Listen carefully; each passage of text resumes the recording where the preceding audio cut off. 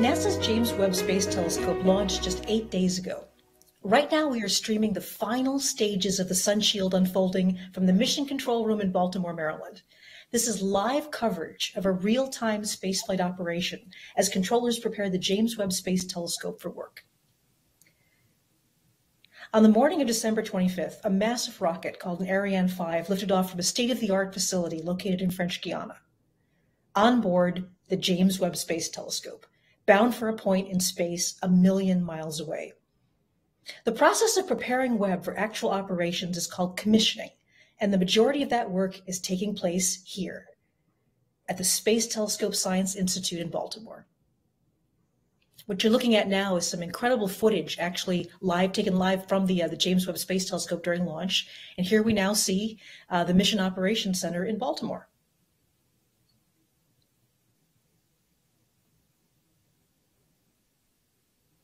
No worries.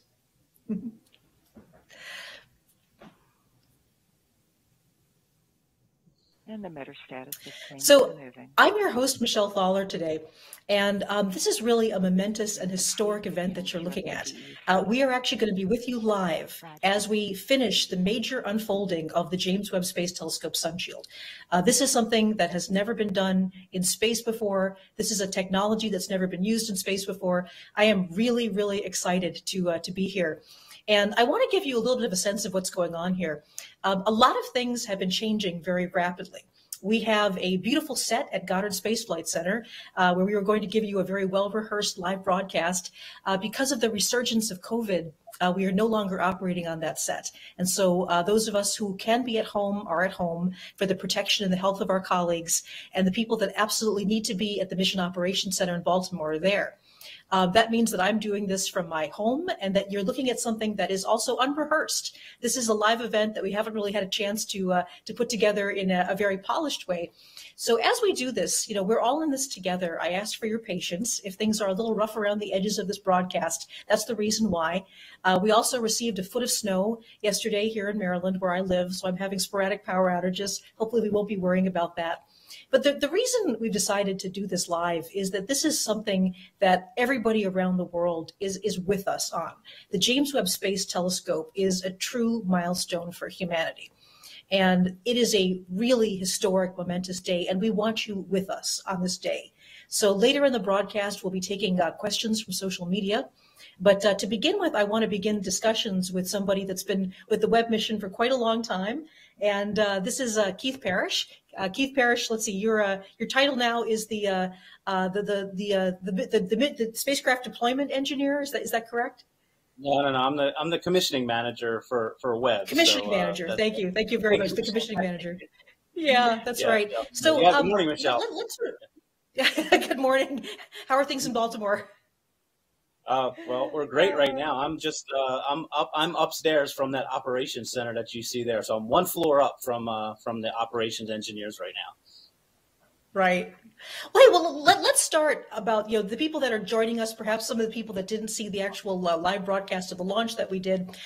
Let's talk about what's happened in the 8 days since the launch. So what's happened and what's going on right now? Yeah, so we had an absolutely beautiful launch on Christmas morning. I think it was the best Christmas gift under the tree for a lot of people, including our operations team and all the folks that have been working on this for so many years. Right off the bat, we got a beautiful launch from Ariane, put us right where we wanted to be as far as our velocity.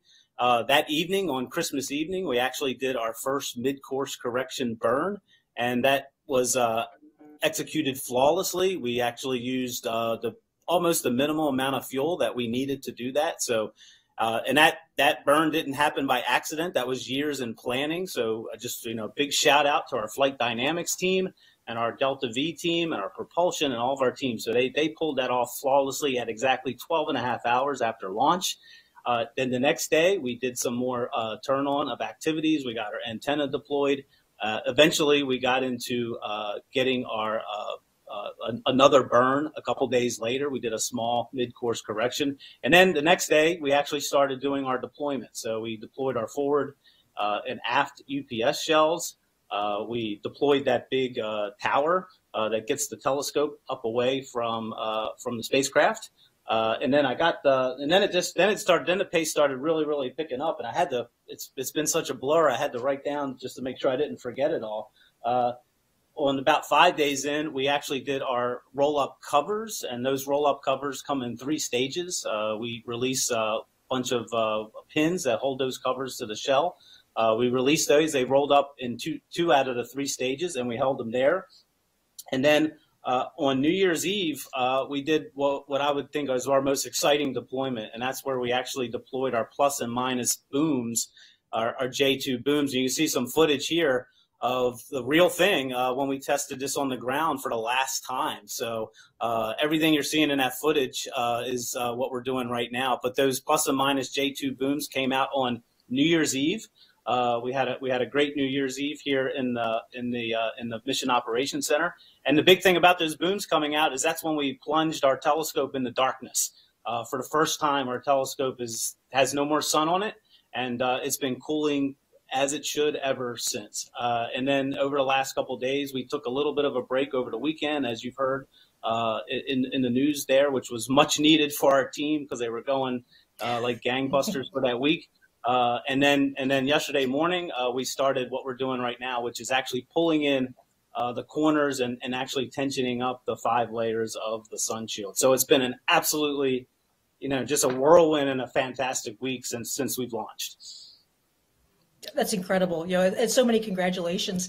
And I know that one of the things that's been sort of popular on the internet is we have a website actually where you can track where Webb is now. Can you give us a little bit of update? Right. So where exactly is Webb now? I haven't checked it today. The last time I saw it, it was right. roughly about 500, maybe 600,000 miles from Earth. We're on our way to L2. One thing you'll notice on that website that I think we get a lot of questions on is it looks like we're slowing down. And that's exactly right. Yeah. We should be slowing down. So we want to go out and sort of we want to be pretty much absolutely stopped when we get to that roughly 1 million miles away. And that's when we'll sort of be in our orbit around L2. So our velocity with respect to the Earth is actually coming down. You also see some temperatures on that page. That kind of gives a little bit of a feel. We have thousands of temperature monitors all around Webb. We try to pick some that give you a little bit of a flavor of what's happening on the hot side and what's happening on the cold side. And so far, everything is performing as it should from a temperature's perspective. I think some other things you'll see on our website is where we are on our deployments.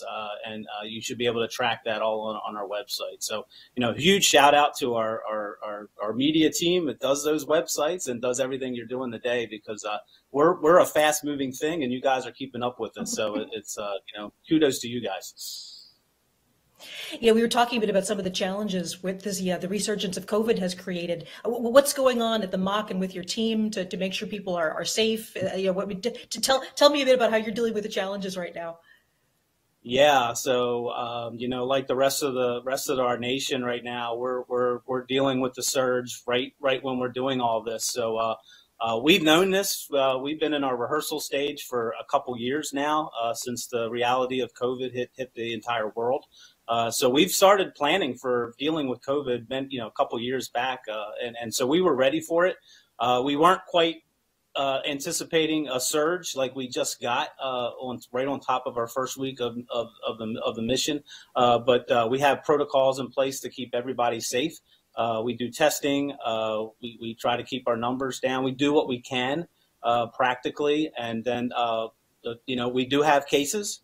And our team handles that, and we keep those folks isolated. One of the things that has been a challenge is people who've worked a long time on this, and we had to isolate them. Now, fortunately, in this day and age, we can get them hooked up to our operations loop, and they can help us remotely from wherever they are. So we are handling it very well, but it's just another challenge that we just roll with it. Well, let's talk a bit about what's going on today, because as we mentioned, there's something quite significant happening. So take us through, what's going to happen in the next, say, hour or so, and really what that means, what the significance of that is. Yeah, so yesterday, we put out all these 5 layers of the sun shield, and they're just kind of, they're not really tight. They're kind of, and then actually what we've been doing since yesterday is our sun shield team, again, right downstairs right now. They're actually reeling in cables from each of the 6 pull points around the periphery of the sun shield. So each one of those corners actually has 3 cables related to it. One cable actually pulls it really, really tight, and then 2 cables on that corner actually are lightly pulled, and they're connected to the periphery all around the perimeter of the sun shield. And that's what gives us a very, very precise control over the shape of the edge. In addition to spreading the layers, we want to make sure that the layers are actually positioned correctly around the edge. So huge amount of engineering went into controlling those edges. So again, each corner has 3 cables. And again, we have 6 corners, so you can start doing the math on those. And all over, we have 90 different cables that have been reeled in over the last day. As we tension layer 1, we're reeling in 90 cables. As we tension layer 2, we're down to 72 cables. And today we're really only working with 18 cables. So we've gone from 90 cables, and today we're working with 36 cables for layer 4 right now. When we start layer 5 in a little bit, we'll be down to 18 cables. And we have motors that actually reel all those cables in. Very precise, very, very well, slowly done. Those motors turn. And then eventually we'll turn all those motors off, and we'll be fully tensioned. When we get into layer 5 here in a little bit, you'll notice that we actually go around the corners. We tension each corner up separately. So that's what's going on today, and we'll finish up here shortly. That's absolutely wonderful. So, just to kind of talk a bit about this heat shield, give us a sense about how large this heat shield is, and what are the temperature differentials? I mean, how cold is it on the cold side versus the warm side?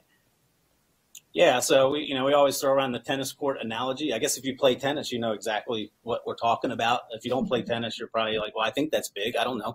Roughly, I'm gonna use feet here. I know.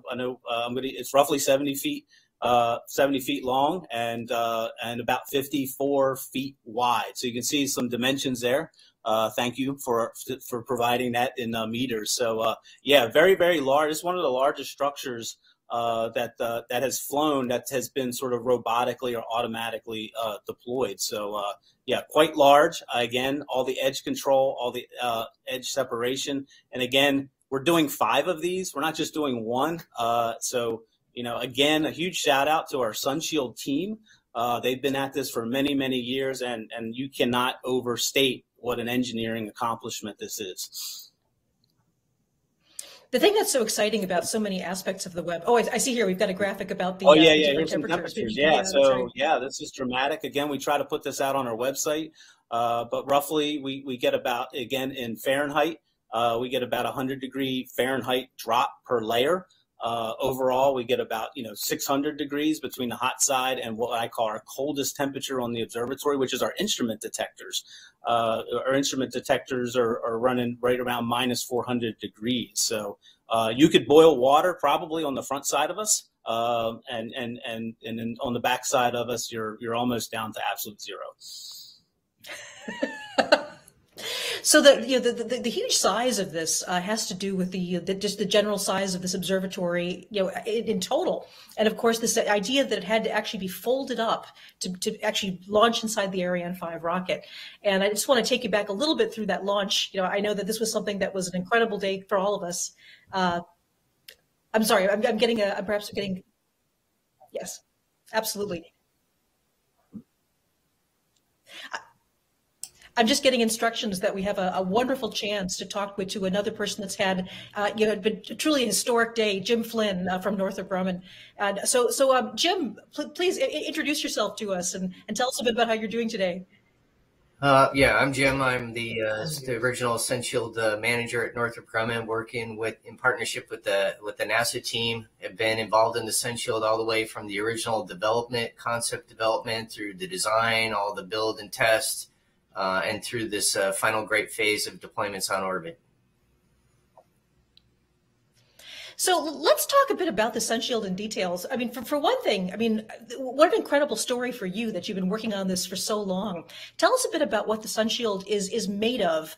And I also, let's start with the technical. I'd also like to, ask you some personal questions about some of the challenges you faced, some of the things you had to overcome. But let's describe this SunShield. So to begin with, what is it made of? So the layers are made out of Kapton E. It was made by DuPont, coated to get the correct optical properties for thermal performance. The bottom layer is 2 mil thick, that's 0.002 inches thick, and the other 4 layers are 1 mil thick, very, very thin material, but very, very strong when you're pulling on it. So it's very, very robust, in terms of the handling and the deployment. You have to be careful not to tear it or puncture it, but it's a very robust material. So basically, we make big, long rolls of this material, and then at our vendor that made the membranes for us at Nexolve in Huntsville, there's a very detailed process where we design, build, seam the gores together, and build the assembly that goes along with the big deployable structure system that you see here. One of the things that I found really fascinating was how many of these actuators, these non-explosive actuators, have to work to get this thing to unfold. Could you describe a bit, what these actuators are and what has to happen? So the majority of the actuators are really holding the folded SunShield down to the structure. We need to make sure that it's in a nice, repeatable fashion from all the ground testing, keeping it all, in a controlled fashion, and then releasing it very sequentially so that we have a very controlled deployment. These actuators basically hold that down and electrically actuate and release the system, in a very controlled fashion that we test on the ground and we've shown multiple times is successful. One of the questions I had, of course, is that when you're testing on the ground, you have to deal with the effect of gravity during your test. And now where Webb is, up in space on its way to L2, it's different. I mean, how do you simulate that in your tests? The lack of gravity.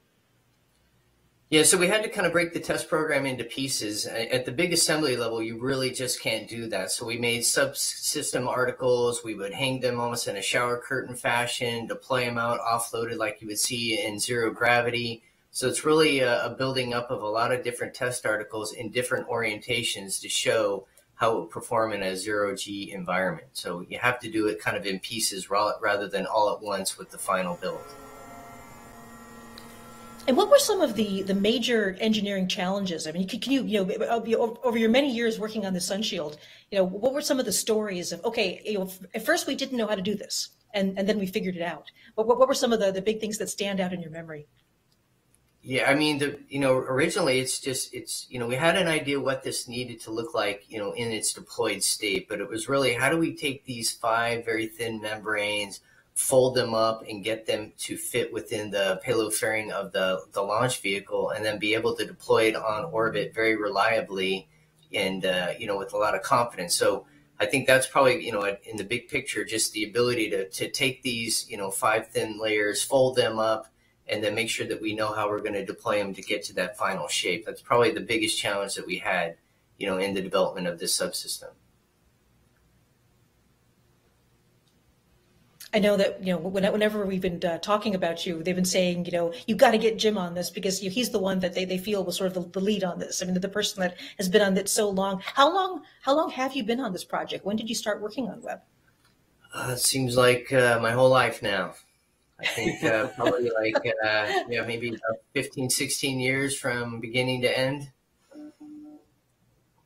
So, so since the very beginning, since we were trying to figure out what the concepts were, building, maturing, and iterating along the way, and slowly improving the product and reducing the complexity, and then getting a very reliable system at the end.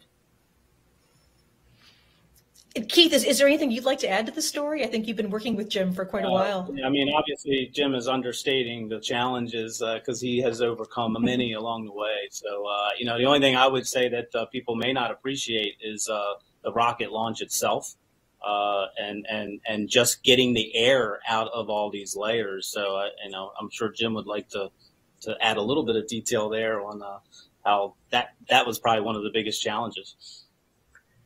Yeah, when you take the 5 layers and then you have to fold them and fold them again, you have to be careful about how that air is trapped in between the layers and how you can get it out in a controlled fashion. And that was definitely one of the biggest challenges, understanding what that environment was in the rocket, how quickly the air needs to evacuate the loads from basically this billowing inside the fairing. We ran a lot of tests. We built full-scale mock-ups in chambers that depressurized really quickly to verify the concepts. We had to design the system basically so that it was controlled through that depressurization environment and iterate several times in terms of making sure that that was a robust solution. So it's definitely one of the challenges, not just having it folded up and repeatedly getting it on orbit, but being able to vent that air that was trapped in between the layers in a controlled, reliable fashion so that the system basically could withstand those depressurization loads and deploy on orbit.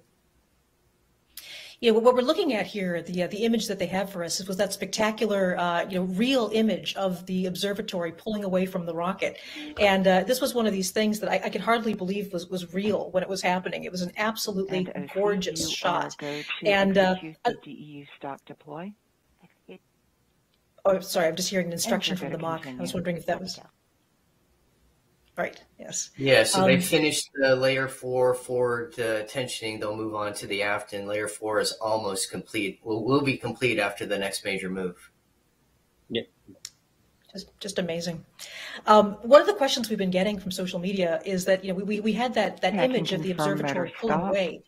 At 622.017, ready to go to DEU operate frame 10. The command line looks good. You're go to execute. Execute.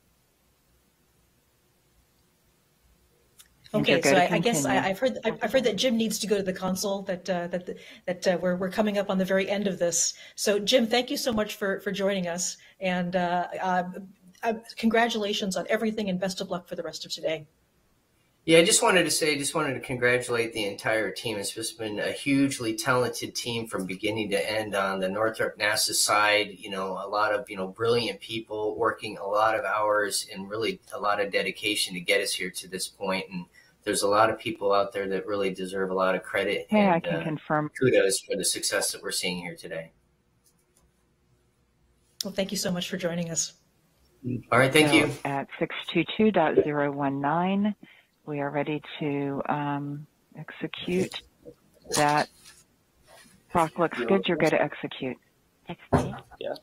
So Keith, can you give us an idea? We're hearing these instructions coming over right now. What's happening at this very moment?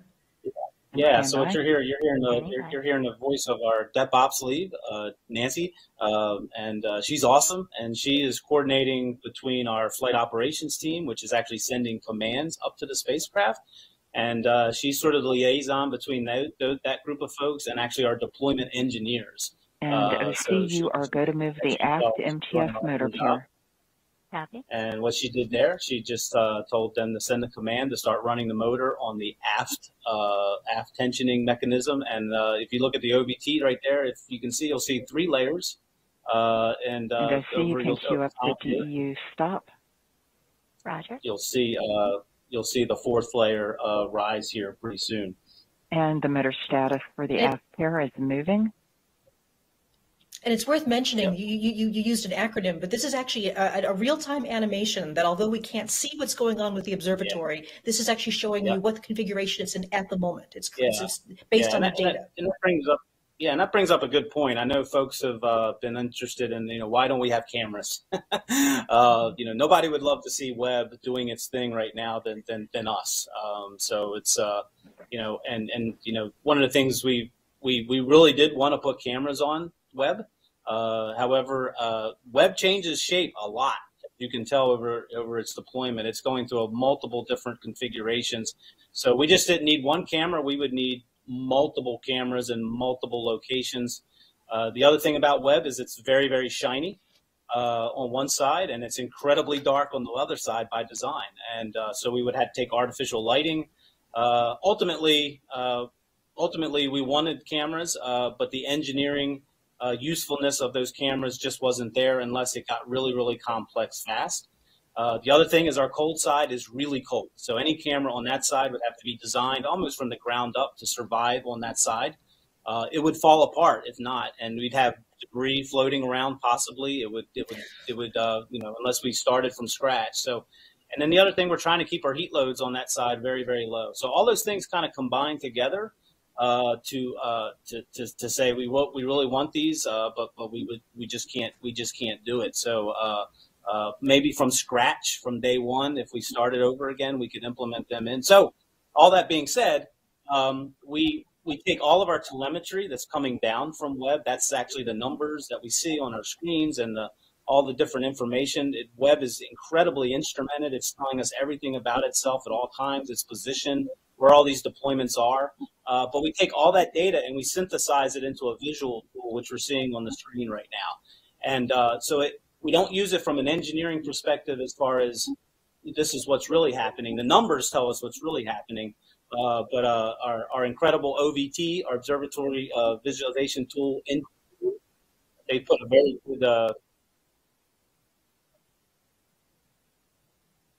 very good cool tool together, and this kind of gives us a little connection to Webb, even though we can't see it. This gives us that visual and spatial recognition of what's going on, and it's been very useful to our engineers as we work through different things that have been going on. Wonderful.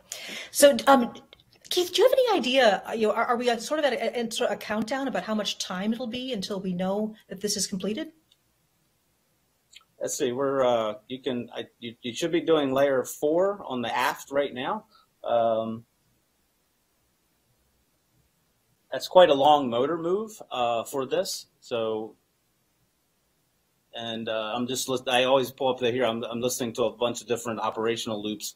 But they have got that started, so we should see that going right now. And again, right now on the app.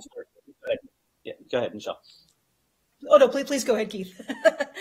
No, I was just going to reiterate that we have 2 corners there. You can see in that view of the OVT, there's actually 2 corners.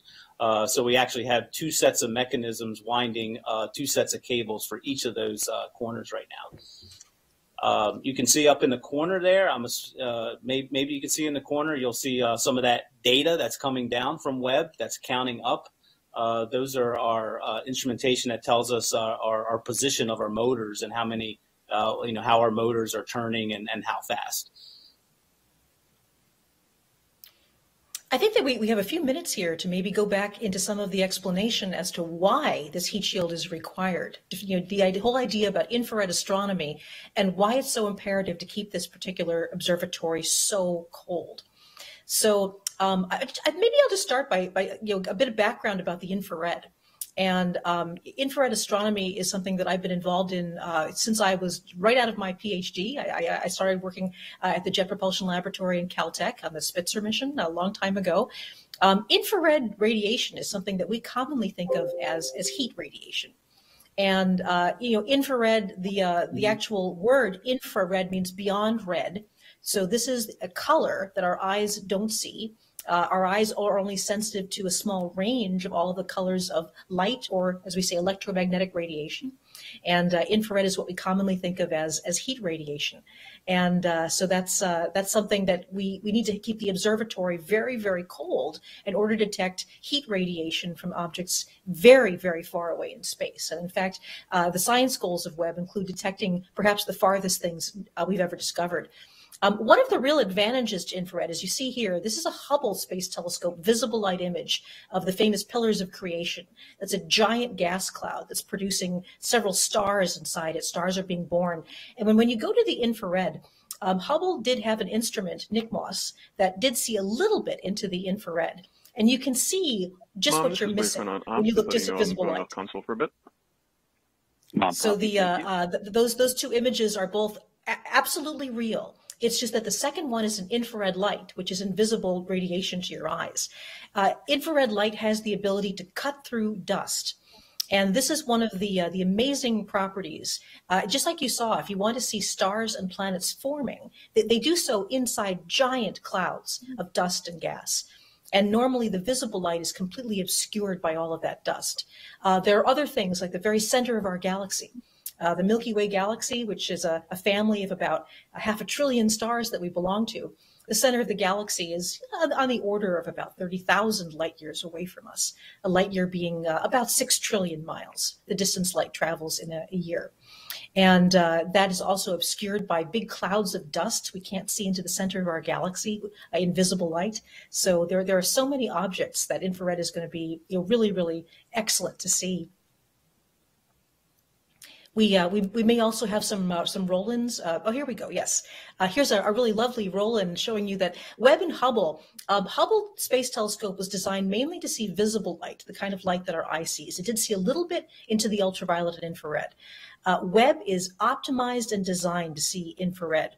And amazingly, that allows you to see farther away in the universe. And that means farther back in time. The farther away you look in space, the longer light has taken to travel to you.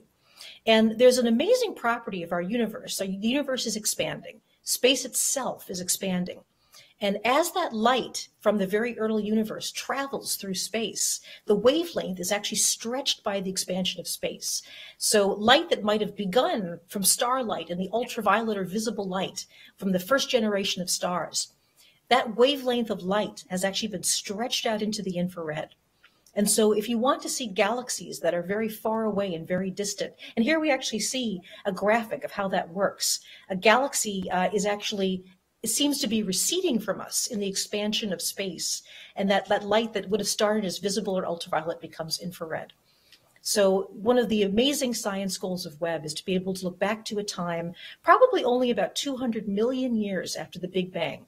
And this is the era that we think the very first stars and galaxies were forming. And so the amazing thing is the infrared light will allow us to actually see that far back, looking at the origins of galaxies and stars themselves. All right. And Michelle, so, you can. Oh, I'm sorry. I'm just saying you can start to see, if you see, you can start to see that layer starting to rise up, layer 4 on that aft side. So slowly moving up now. This must be very exciting for you. Can you give us a sense about your emotions like right now? But we like the grass to grow really, really slow. So yes, this is exciting. I mean, yesterday we did not think we were going to get through the first 3 layers, but the team, again, the entire team just executed everything flawlessly. We were only planning to do 1 yesterday, but that went so well. They said, "Hey, can we just keep going?" And we almost had to hold them back a little bit. The day was getting long, and we want to make sure they're well rested. But they were eager to go, and so they're all excited this morning getting these last 2 out. This was one of the things that we were talking about the live broadcast. We've just been following exactly when this is happening. Of course, the communications team does not dictate how the observatory is unfolded. The engineers do it when the conditions are right. And people around the world have been joining us. I actually was talking to somebody who is a fisherman up in Alaska, and I was telling him that, okay, now things are going faster than we expected now. And the thing that he said to me was, you have to respect the catch. Whether things go slow and when the fish are biting, you keep going. And that's the amazing thing, that things were going so well that they decided to just go ahead and keep unfolding the sun shield. So that's what we're looking at right now. And Michelle, I think you're seeing 2 different rooms on the broadcast. We have 2 main rooms. We actually have multiple rooms, but our one room that's shown below there, that's actually our flight control room. So that's sort of the nerve center of the entire mission ops center, and that's where actually commands get sent to Webb. So you can imagine that's a key room. We have our controller sitting on the front row. We have our mission ops manager, who's sort of the ringleader controlling the whole show. He's in there right now, along with our management team. All of our ground communications to our ground stations around the world. Not quite sure what station we're on now, but Madrid in Spain, Canberra in Australia, and Goldstone in California. Those are our ground stations, and all those coordination with them is actually done from that room. Our timeline people, those are folks that are very, very busy creating schedules for us, minute by minute of operation. We change those timelines slightly every day, and they're just they're incredible at what they do, keeping us straight and keeping everybody on schedule. The top view there is actually our engineering support room. That's where our deployments team is, back in that back corner. We have all of our subsystems, our attitude control, our propulsion engineers, our communication engineers, thermal engineers, and our system engineers are all in that room, watching and watching over and making sure everything's safely progressing right now. Excellent. But just for any people that are joining us now on our broadcast, you're joining us for the live commissioning of the James Webb Space Telescope. What's happening today is the very final stages of unfolding the large, incredibly innovative sun shield that will keep this telescope very, very cold, and the ability to see very far into the infrared. Infrared light, as we were saying before, is a form of heat. That's how we normally think of it, as the way we experience it. But one of the things people often don't know is that objects that we think are very cold to human standards still emit quite a lot of infrared light. And as Keith had said before, the operating temperature of the telescope itself, once it's shielded from the sun, will be, well, Keith, it's pretty close to minus 400 degrees below zero Fahrenheit. Is that correct? That's correct. Yeah, I like we in on our side we always use kelvins, which is an absolute scale from zero. So yeah, right around minus 400. Our telescope, our instruments. We have 4 instruments on board, and it's really those camera detectors that are not too much unlike your camera that you have on your phone, but obviously much more elaborate and cold. So it's those detectors that we're really trying to keep at that minus 400 degree rough temperature range to make sure they're absolutely the only photons of energy that are hitting those detectors are really coming from the object that Webb is observing. And of course, it's an incredible idea to test something to that temperature. And I believe we might actually have some B-roll and some footage of testing of the Webb telescope. I remember that some of that happened at the Goddard Space Flight Center. We have a space environment chamber, which actually simulates going down to very cold temperatures. But then there was also testing done in Houston as well. Keith, maybe you can talk to us a bit about some of the tests that Webb went through before its launch. Yeah, being a cryogenic observatory presents incredible challenges on the ground for testing. Testing it at room temperature doesn't tell us a whole lot.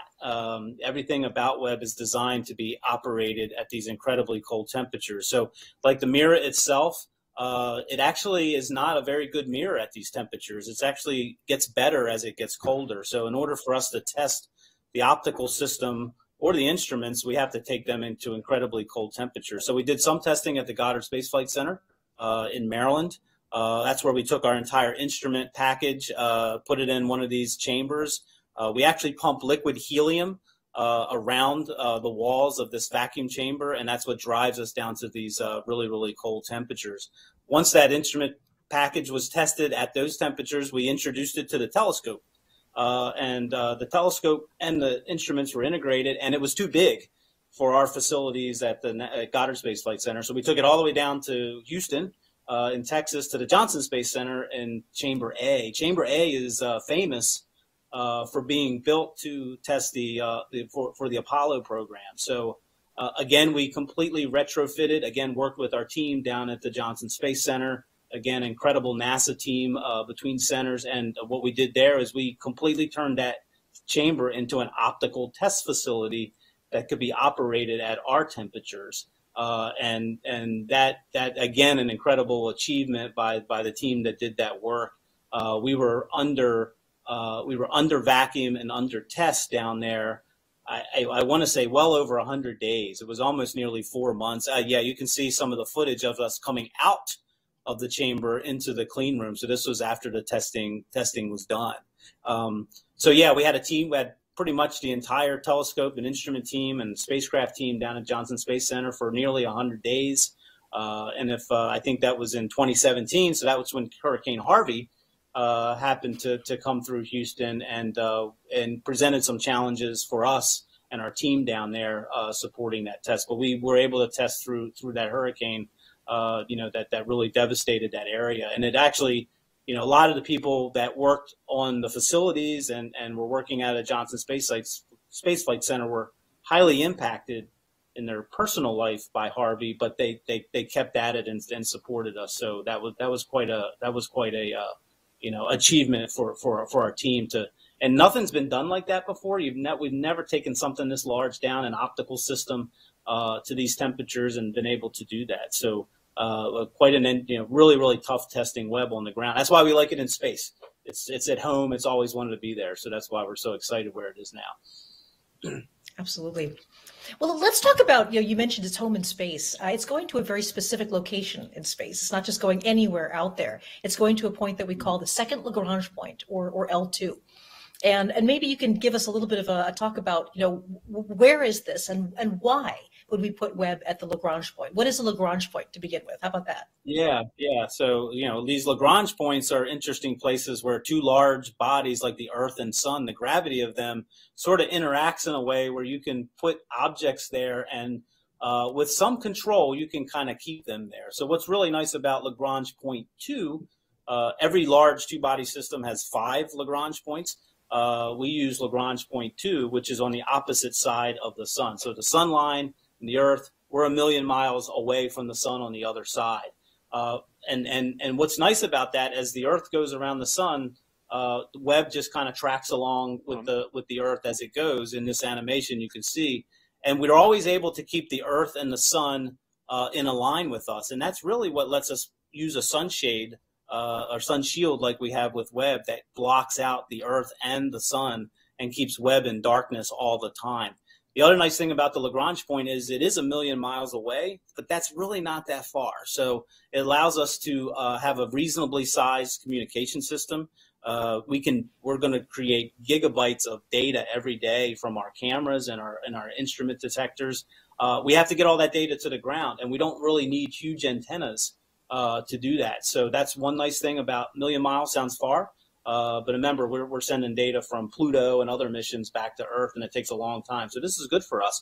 The other thing about Lagrange point 2 is it's far enough away from the Earth also that it creates a nice cold area for us to do that. So it's almost like it's just the best place to go if you want to do astronomy, especially, and if you want a cold telescope. And that's just everything about the architecture, the orbit, everything has been about getting this telescope cold, but in a reasonable distance to the Earth for communication. Thank you for that. Again, for people joining us, you're looking at live coverage of the commissioning of the James Webb Space Telescope, the final stages of the unfolding of its huge, incredibly spectacular heat shield. And you're looking at a live image there from the MOC, the Mission Operations Center. That's at the Space Telescope Science Institute at Johns Hopkins University. So as you can see, there's all kinds of people standing around there. I know that for me, the last couple of days, it's almost been like a kid getting up on Christmas morning. I've been checking my email to see what was happening and how quickly this was going. And today we're looking at the final stages of unfolding this heat shield. This is truly one of the most incredible engineering marvels of the Webb telescope. There are many, but this is the first one that has to be accomplished before the rest of them can start to turn on. And Keith, maybe this is a good time for a look ahead. So, once we have, and I'm touching wood because we're still doing it, but once we have the sun shield completely unfolded, what are some of the next things that need to happen before we have a full commissioned observatory? Yeah, so for our sun shield team, this is a big day. This is a big day for all of us to get this sun shield out.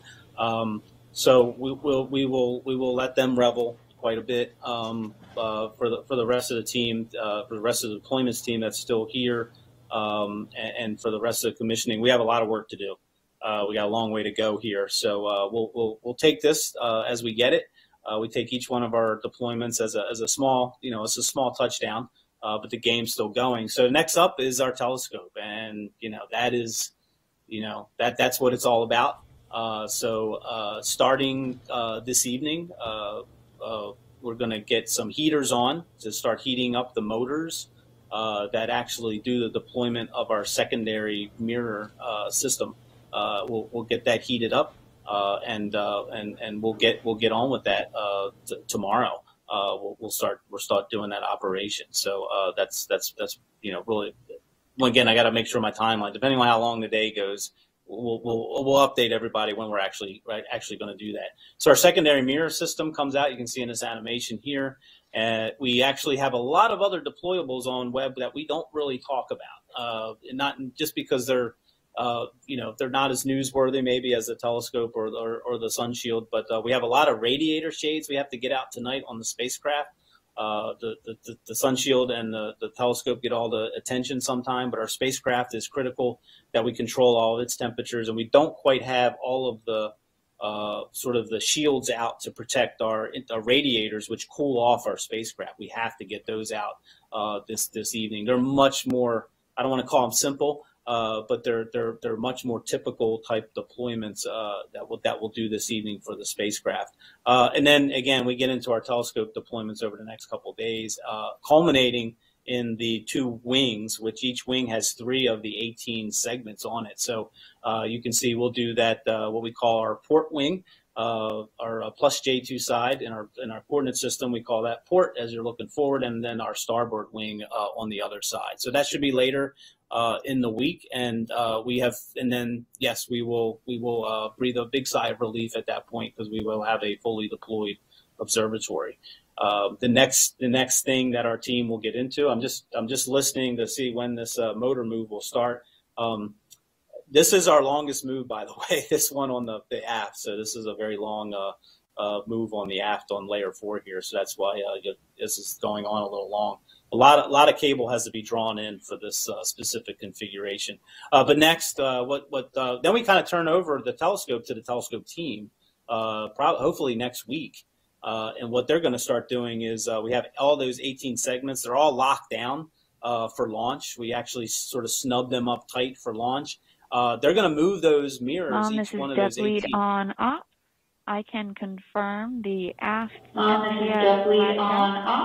which indicates that layer 4 is now fully controlled. Here in the flight control room. Thank you. Yeah, so that's layer 4. We're going to move on to layer 5 here. So you can tell the team, maybe we're getting old hat at this after 4 layers. I'm not quite sure. So yeah, when layer 1 yesterday was quite the celebration, and layer 2 maybe a little, still some celebration, but layer 4 we have to give it a little bit of love too, and cheer it on. So layer 5 is the big one coming up. But yeah, we're going to turn that telescope over to our telescope team, and they're going to move all those 18 mirrors off their launch stops. Each one will be moved a little bit. They'll go around all 18, and that's pretty much a 24-hour operation, and it's going to take them about 10 days to do that.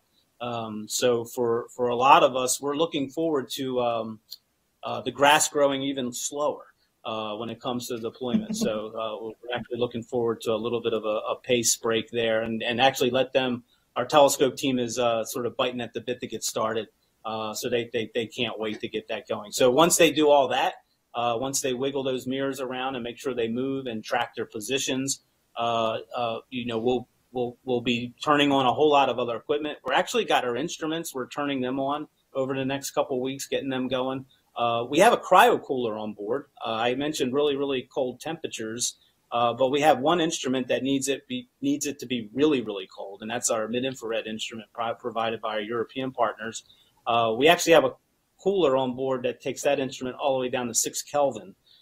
So that's I don't know. That's getting really, really close to the minus 460 degree.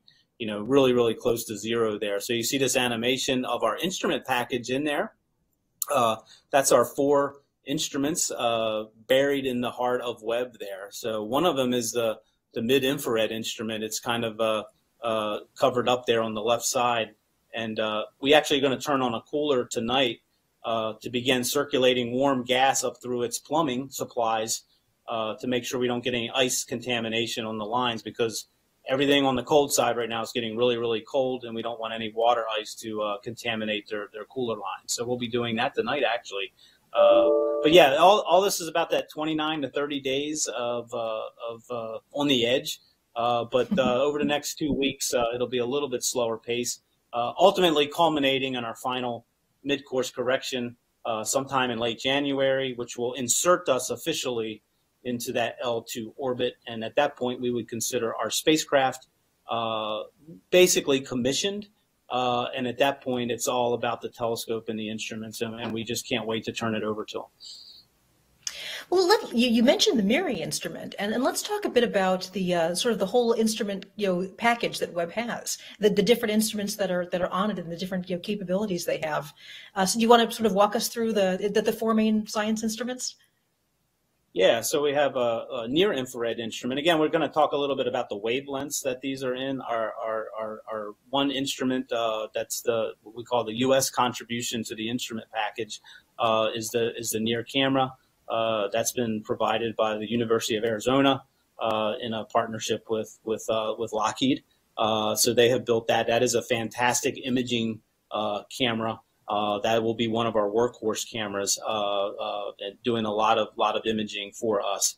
The one interesting thing about that camera is our telescope scientists. I just want to let you know that those motor alarms that were. Okay. Yep. So as you heard Nancy say there, we typically get some alarms, but over the course we've learned that those alarms can be dismissed. They're just routine now. So everything about, I mentioned all that data that comes down from Webb and any spacecraft. We have alarms on them to alert engineers if there's any problems, but we have a formal dismissing process, which she was just referring to. But so back to that near camera real fast.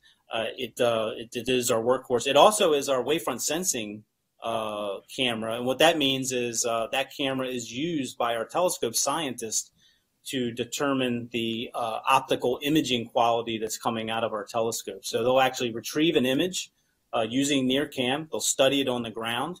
They'll use that image on the ground to determine all the different settings that they need to do to align these 18 mirror segments. So that's our near camera.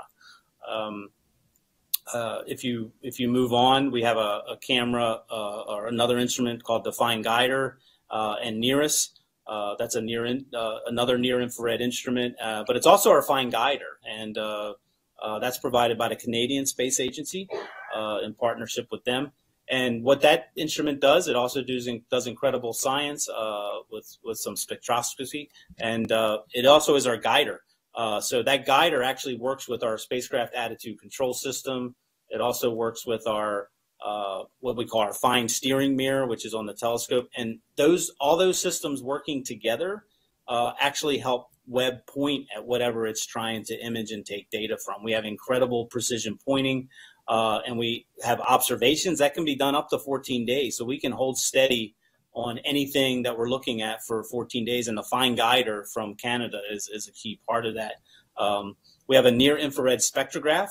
Again, that's sort of a partnership between our European partners and the United States. And that is really one of our key science instruments. You're not going to get, the images out of that. What that instrument does is it breaks light down into its wavelengths, and that's really a key. I'll let you talk about that in a second, Michelle. I'm just say it, but that's a near spectrograph. I'm gonna let you go into breaking down light because that is key for what we're trying to do science-wise. And then we have this mid-infrared instrument, which is going further into the deep infrared, and that's really one of the key instruments for helping us confirm some other observations as far as how far away different objects are. But Michelle, you can definitely pick it up from there. I'm running out of my knowledge base on these instruments. Yeah, this is the thing that, as astronomers, we're just so excited about. There's so many different components of Webb. I mean, not just the beautiful images that will be produced, but as you said, Keith, the idea of breaking light into its components is a technique called spectroscopy. And this is really an incredibly powerful technique, because you might ask yourself, when astronomers say, we know what the stars are made of, they're made of, mostly hydrogen and helium, but usually a little smattering of everything else. When we see a star exploding and we say, we've just seen the generation of the element gold. How do we know that? And then there are also questions about, how do we know, for example, how far away a galaxy is, or how fast the expansion of the universe is taking something away? And all of that goes down to this technique called spectroscopy. So very simply put, spectroscopy is separating light out into a rainbow. That's really all it is. But the amazing thing is that scientists can then analyze very, very carefully how much light is coming in each color. And the graphic that you're looking at shows you. So this is light from in this case, from a star that has a planet around it. The idea is that there is an exoplanet, planet around another star. And one of the incredible science goals of Webb is to be able to analyze the atmospheres of planets around other stars. And if you can pass the light that's shining through the atmosphere of a planet, so the starlight is shining through the atmosphere of a planet around it as the planet goes through basically a little eclipse. It's actually in front of the star. And then you take that light and you separate it out into a rainbow. And we see here the graphic. So this is a planet. You can see that little dark disk represents a planet that's going in front of a star. And the planet has an atmosphere. There are different layers of the atmosphere here in different colors, green, purple, and a yellow color. And as the light from the star behind the planet shines through that atmosphere, then we get some amazing observations about what the atmosphere is made of. And if I could go to the graphic that we were looking at just a minute ago, when you actually take that rainbow of light and you measure the very jagged kind of squiggly blue line you see there is simply a graph of how much light is coming in each color. And the incredible thing is that different atoms and molecules, so for example, oxygen, or the molecule O2, which is how oxygen usually appears in an atmosphere, or say nitrogen or carbon dioxide, important molecules, water vapor, we can actually detect those molecules because every atom and every molecule will absorb light slightly differently. And if we can measure very carefully how much light is coming in each color, we can actually see the presence of molecules that are absorbing different color bands of light. And so here you see an atmosphere where it's possible that we can actually detect if there's oxygen in the atmosphere, or ozone, which is O3, 3 oxygen atoms, water vapor, carbon dioxide. And one thing that Webb may or may not be able to do, this is certainly very ambitious, is it might be able to detect things called biomarkers. And those are basically fingerprints in the spectrum that could be related to the presence of life. The main science goal, of course, is to find environments that might be Earth-like. They might be friendly to life. But you see something there called the vegetation jump. And that actually may be present due to plant life absorbing certain life. And while we don't know that this will be possible, the main thing that we're looking for are environments friendly to life. There is a small possibility that we could actually look at an exoplanet and see something that indicated a possible likelihood of life there. So that's something that's very exciting for us. So that's about spectroscopy. So yeah, these are all incredibly powerful techniques that we're looking forward to doing in the infrared. Infrared turns out to be the best place to do these. A lot of the most important molecules for life have very important absorption bands. They absorb light in the infrared. And so that's another incredible use of infrared astronomy. So just for those of you that are joining us, you are now looking, here we see an animation of some of the very important molecules for life. And as we mentioned before, as a planet goes around a star, some of that starlight shines through the atmosphere of the planet itself. And when that happens, we can look very carefully at the different colors that are absorbed. And we actually find out what chemistry is in that atmosphere itself. So you see that the starlight shining through the atmosphere of a planet around another star and eventually ending up inside the James Webb Space Telescope. And we'll be able to analyze it from there. So for those of you that are joining us, you are looking at live coverage of the commissioning of the James Webb Space Telescope. Today is an exciting day because we're looking at the completion of the commissioning, the unfolding, and in just a little while, the tensioning of the very last bit of the James Webb Space Telescope heat shield.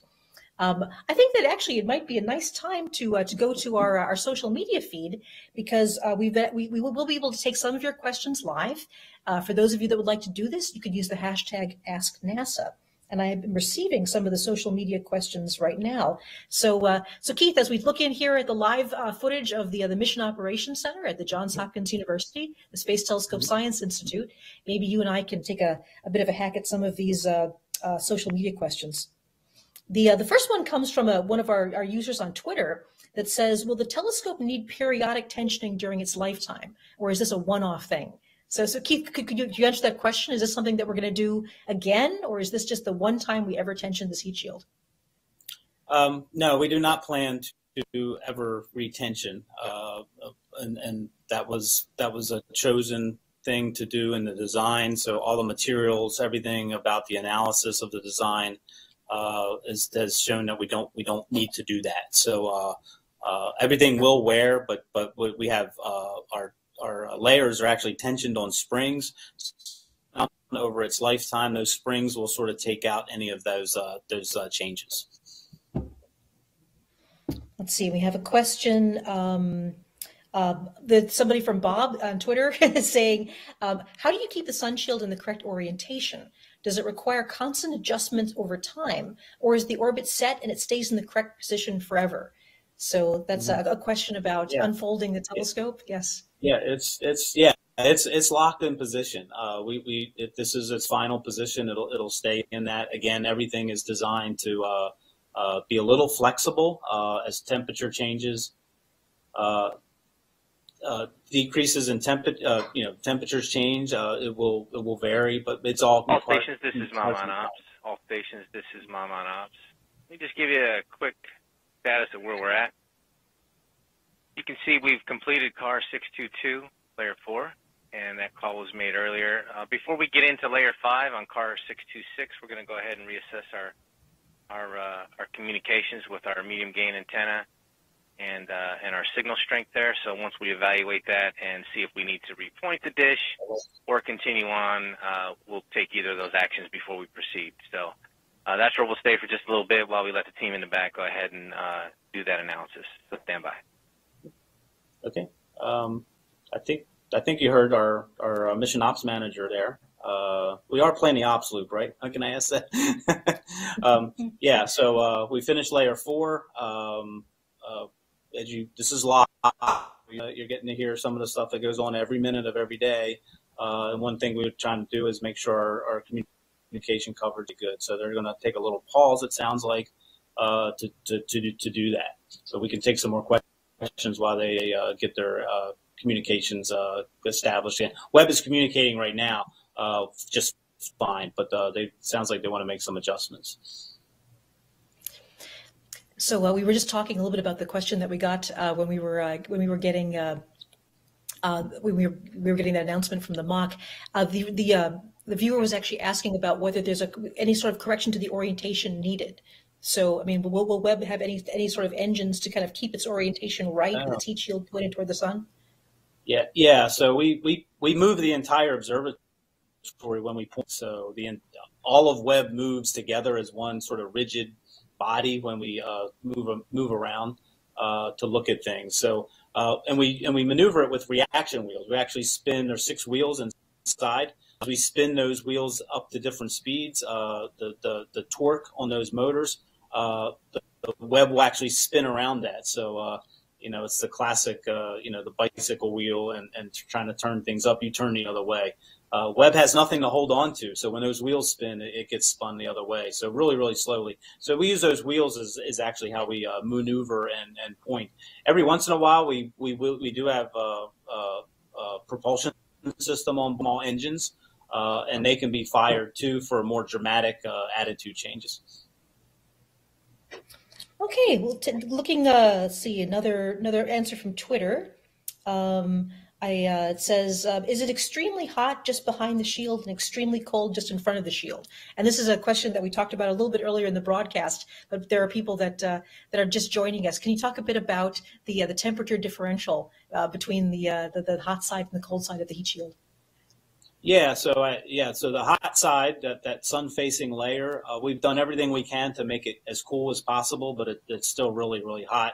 It runs around the temperature of boiling water. You can see some of the temperatures right there. We roughly say 200 degrees Fahrenheit on that hot side. So each layer gives us about a temperature drop. So the cold side layer, it runs about we're in Celsius or whatever, but in kelvins, the warm side is roughly about minus 350 degrees Fahrenheit. And then that telescope is right around minus 400. So that kind of gives you an idea of that differential. Check out our Where is Web website, and that'll kind of give you a flavor for the temperature differential. You were mentioning the Where is Web website, and that can show you actually, where the observatory is on its way out to L2. And one of the things that we actually mentioned briefly at the beginning of the broadcast, but we haven't had a chance to go into any detail, is the fact that there was something happened during the launch that was actually very, very fortunate and will extend the life of the observatory, we hope. So Keith, give us a sense about what that was. What happened and what was the advantage of it? Yeah, so again, going all the way back to launch day, we asked Ariane to give us a velocity when they separated from us in that video. So we specified exactly what velocity, which is speed and direction, we wanted from them, and that velocity that we spec'd from them is what was aiming us towards L2 at the right speed that we needed. However, there is some small errors to that, and we don't quite know how big those errors are. So we plan for the worst case. And Webb will need to use its onboard propulsion system to sort of make up that. But since we got such a good trajectory or good performance out of the Ariane 5, which we kind of we would, given their history of good performance, we didn't use as much fuel as we needed for that first correction. We had designed everything in the system. If everything goes worst case, we would still have at least 10 years of mission life, but basically everything went best case. So we have significantly more than 10 years. We don't have the exact number yet, but eventually over commissioning, as we continue to study our propulsion system, as we continue to learn more about how Webb operates, we'll fine tune that number and get it out later in commissioning. But then when the number comes out, I think everybody will be really, really pleased that we're significantly use less fuel, and we're going to significantly exceed that 10-year mission life of fuel. Yeah. Excellent. All right, going back to our social media questions here. Let's see. So we have somebody named Sunfrog on Twitch is saying, how much space is between the shield layers in inches or feet? How far apart are these different layers we're looking at? Yeah. Yeah, I don't know if they can roll that test roll again from the test that we did. It's roughly 1.5 feet. Roughly 1.5 feet. The whole, it's about 6 feet from one side to the other. So depending on where it is, it's a little bit thinner on one, down towards the short side, and it's a little bit further spread on the fore and aft, as you see in that OVT right now. So yeah, roughly 5 to 6 feet of separation, 1 foot between each layer. I don't know what that is. Maybe it's not that far apart, but that's all it takes to provide the cooling. Excellent. All right. Let's see. John Haig on Twitter asks, what would happen if the Sunshield tore while you were deploying it? Is there a backup for this? There were actually several different questions that we got about this, about little tears or anything. Yeah. Tears are a big concern. And then again, everything that's been done as far as the design, if we do get a tear, what concerns us even more than a tear is that tear propagating throughout the entire sunshield. So what we have a system of ripstops incorporated into each layer. So if we do get any small tears, it'll only go a short distance and then stop as we have reinforcements around. So that's all been incorporated into design. And then again, everything you're seeing about the deployment, why it looks like it's grass growing, is to be slow, methodical, so we make sure that we're not putting any stress on the membranes. Excellent. So one of the things that people saw when they actually went to the website, Where is Webb, is that the web appears to be slowing down right now. So can you give us a sense about why? Why would it seem like Webb is slowing down? Yeah. So really, it's we as we leave the Earth, we're going to L2. We're going to that 1,000,000-mile mark, and then we kind of, in very simplistic term, think about we stop. We don't really stop, but we with our relative velocity to the Earth. Remember, as we go around the sun, Webb is going with us, and it's always maintaining that 1,000,000-mile distance. So essentially, we're stopped with respect to the Earth. So we left. We were several kilometers per second in our speed when we came off the Ariane, and as we get further and further from Earth, the Earth's gravity is slowing us down, and we're trying. Everything is about making our speed just right. So as we get about 1,000,000 miles away, we get into that L2 orbit. So you'll see that slow down more and more as we get closer to our L2 orbit insertion. Thank you. So I just got the message that we're going to take a brief pause in our commentary while they look at some communication up to the telescope. We will be back, and we will be taking more of your social media questions. You can use the hashtag #AskNASA. And I'm Michelle Thaller here with Keith Parrish, and you are looking at live commissioning of the James Webb Space Telescope, the final phases of the unfolding of the heat shield. And we will be here throughout the process. We'll take a brief pause now, but we'll be back very soon. So thank you so much for joining us.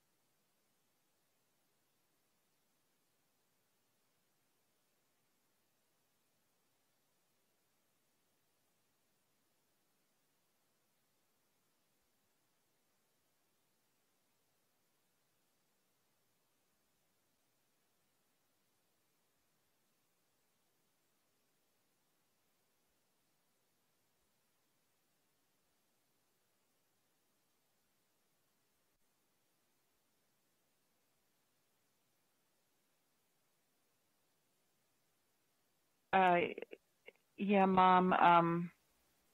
We can talk about that later if you want, or I can talk to you now.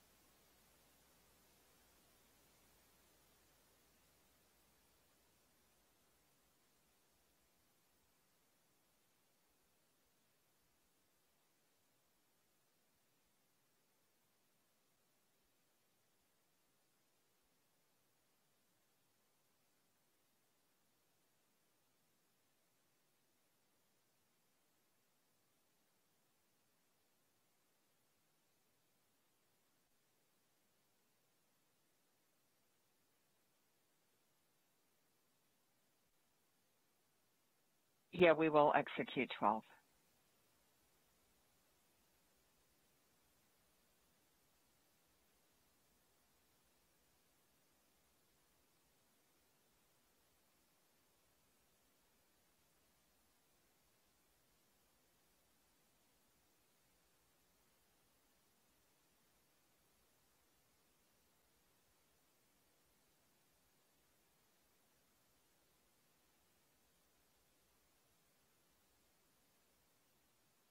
OC, this is Mom on Ops. OC on ops. Yes, sir. We're going to go ahead and get ready for car 626. Are you ready? OC is go. All right, copy that. MSC, are you go? Yeah, MSC is a go. Copy go. SI, are you go? SI is a go. Copy go. Wavefront, are you go? Wavefront is go. Copy goes. All stations, this is Mom on Ops. We're a go at this time to finish Sunsealed tensioning, layer 5. OC, this is Mom on Ops. OC. Yes, sir. You can go ahead and pick up at step 2 of car 626, and you can coordinate with DepOps on this loop. Copy that, Mom. And OC, you will be executing steps 1 through 12, 12 inclusive, 1 through 12 only, and then we will hold. Copy steps 1 through 12, including 12. Thank you. NOC, this is DepOps on Ops. Go ahead, DepOps. Yeah, so when you're ready, we can go pull up 626.002, DEU to frame 8. That proc looks good. That command line looks good. You're good to execute. Executing. And you're good to continue. Copy. Go to continue.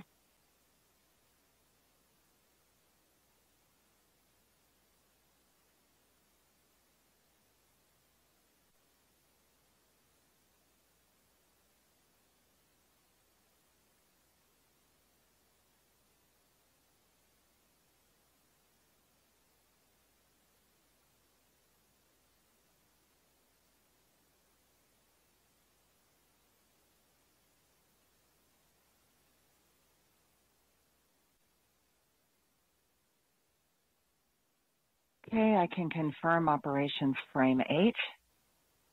And at step 626.0,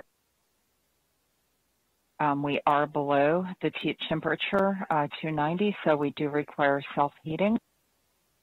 And we have Oscar 349 for step 626.004.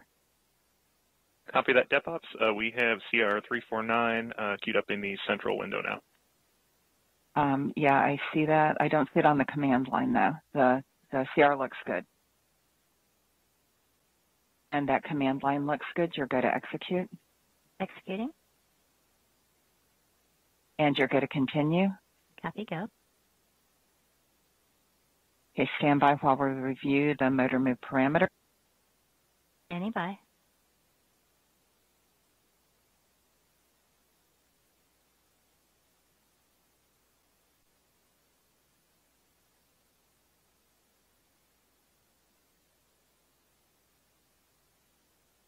And OC, the parameters look good. You're good to move the plus J2 mid-boom motor. Copy. Go.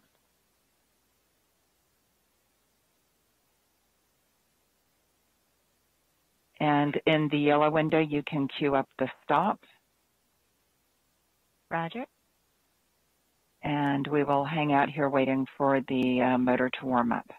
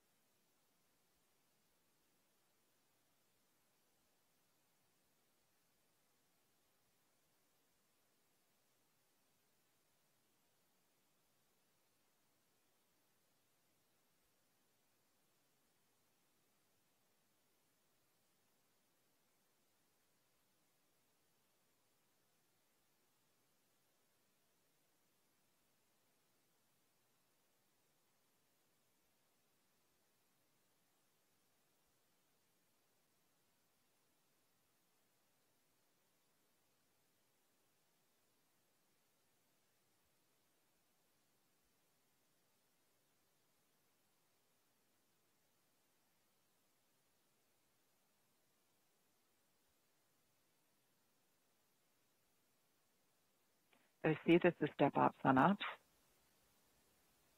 OC, go ahead. Okay, at this time, you are going to execute the DU stop deploy at step 5. The command line looks good. You're going to execute. Executing. And you're going to continue. Copy, go.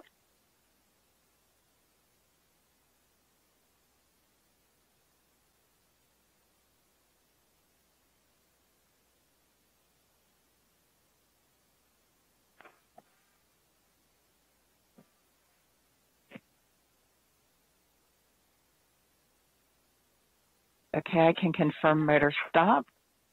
And then we are going to execute the motor move at 626.006. And that command line looks good. You're going to execute. Executing. And you're going to continue. Copy, go. Stand by while we review our motor move parameters. Standing by.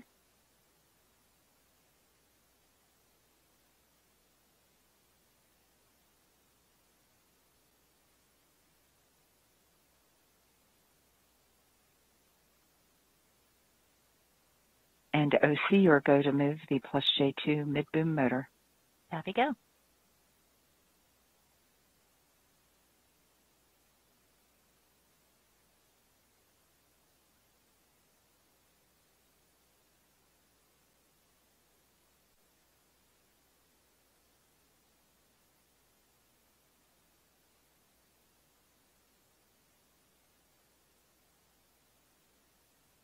And the motor move, status is moving.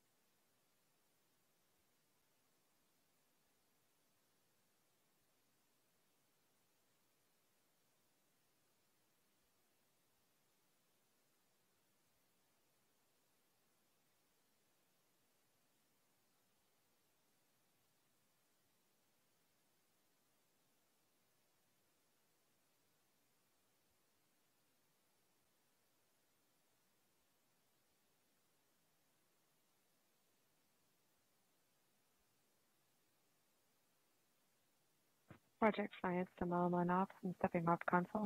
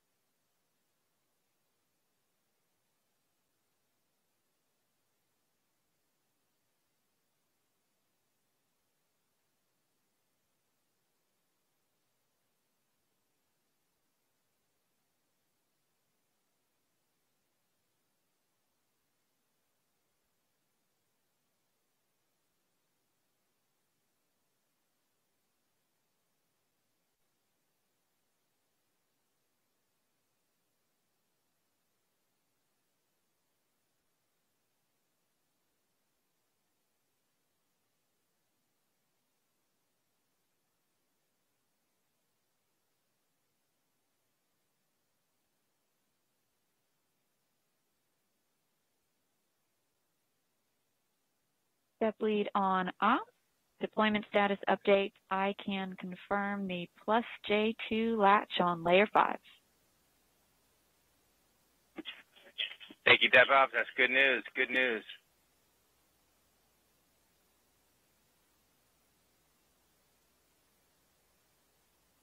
OC, this is DevOps on Ops. You are go to execute DEU stop deploy. Copy, executing. And you're go to continue. Copy, go. No.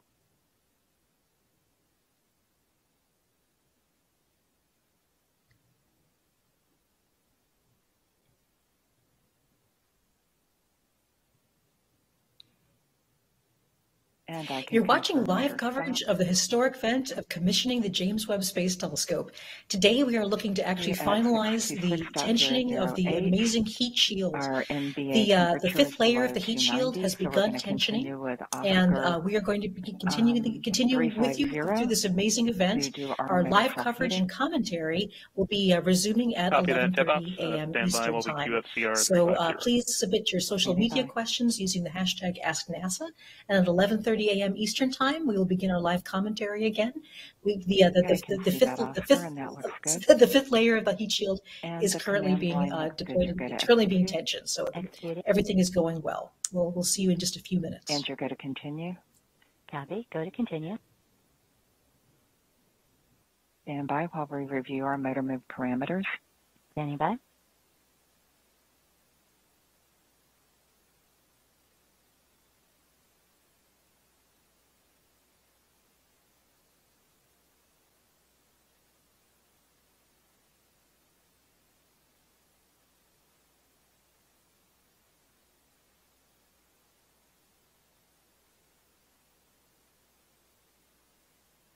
And OC, you're going to move the minus J2 mid-boom motor.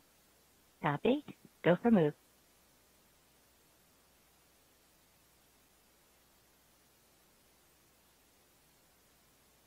And then OC, you can queue up the stop command in the yellow window. Roger.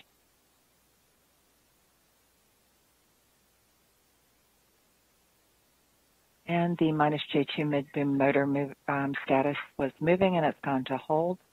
We are going to stay here until we reach approximately 293-ish.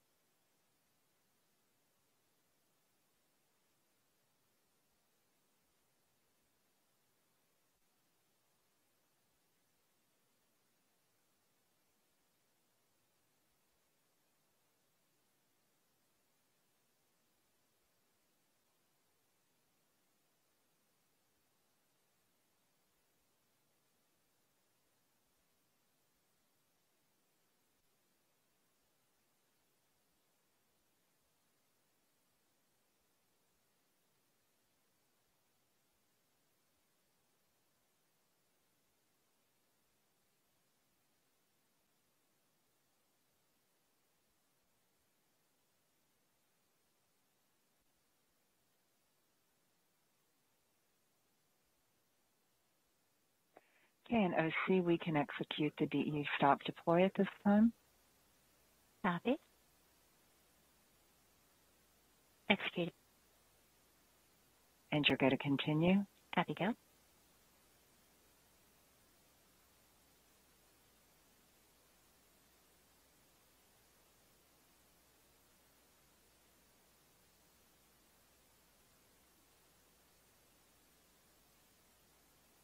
And I can confirm the motor stopped, and we're going to continue with 66.011. And that command line looks good. You're going to execute. Execute. And you're going to continue. Copy. Go to continue. Stand by for review. Standing by.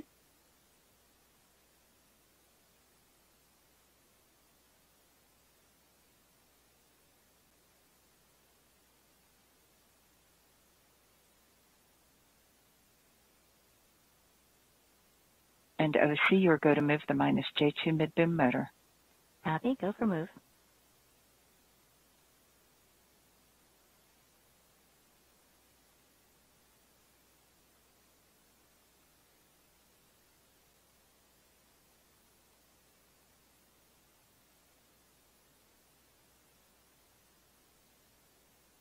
And the motor status is moving.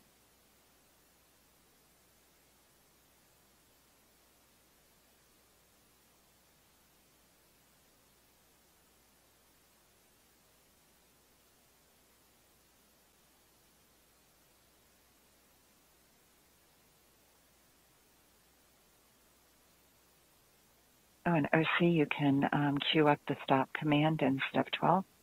Roger.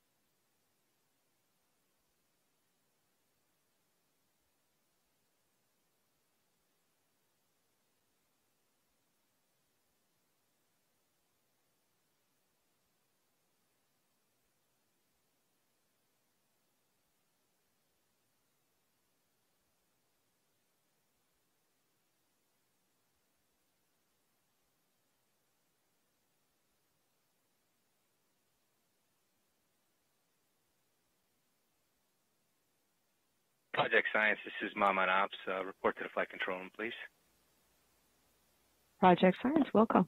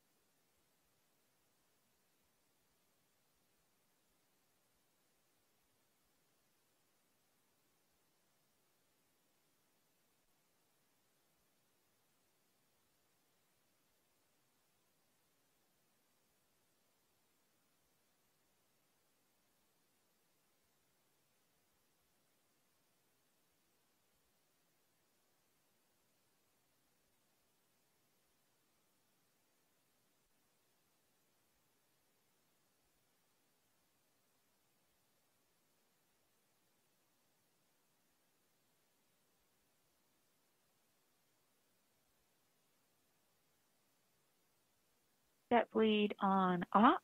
I can confirm the minus J2 latch event for layer 5.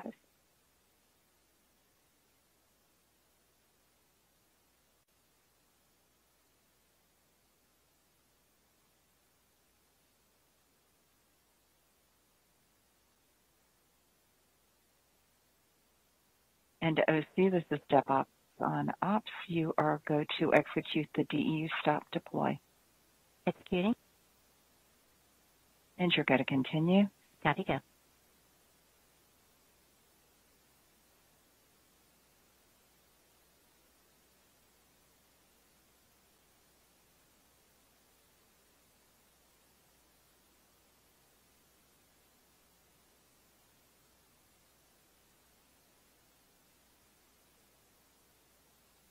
Okay, and I can confirm that the motor move is stopped. We're ready to continue with 626.013.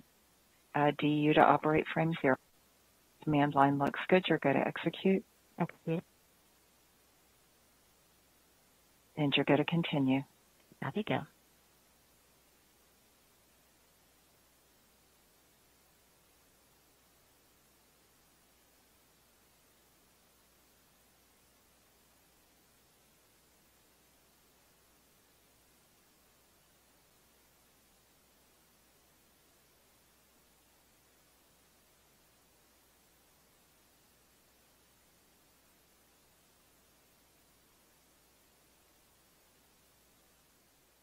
Okay, I can confirm operations frame 0. And at step 626.014, Dep Lead has confirmed the team is ready to continue. And we're ready for 66.015. The command line looks good. You're going to execute. Hitting. And you're going to continue. Copy, go to continue. And stand by while we review motor move parameters. Standing by.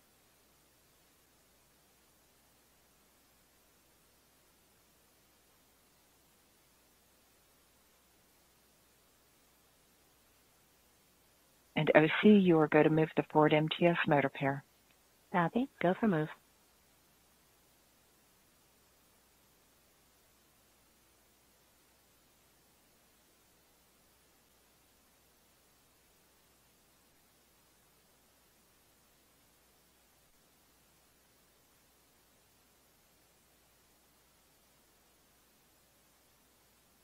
And the motor status is moving.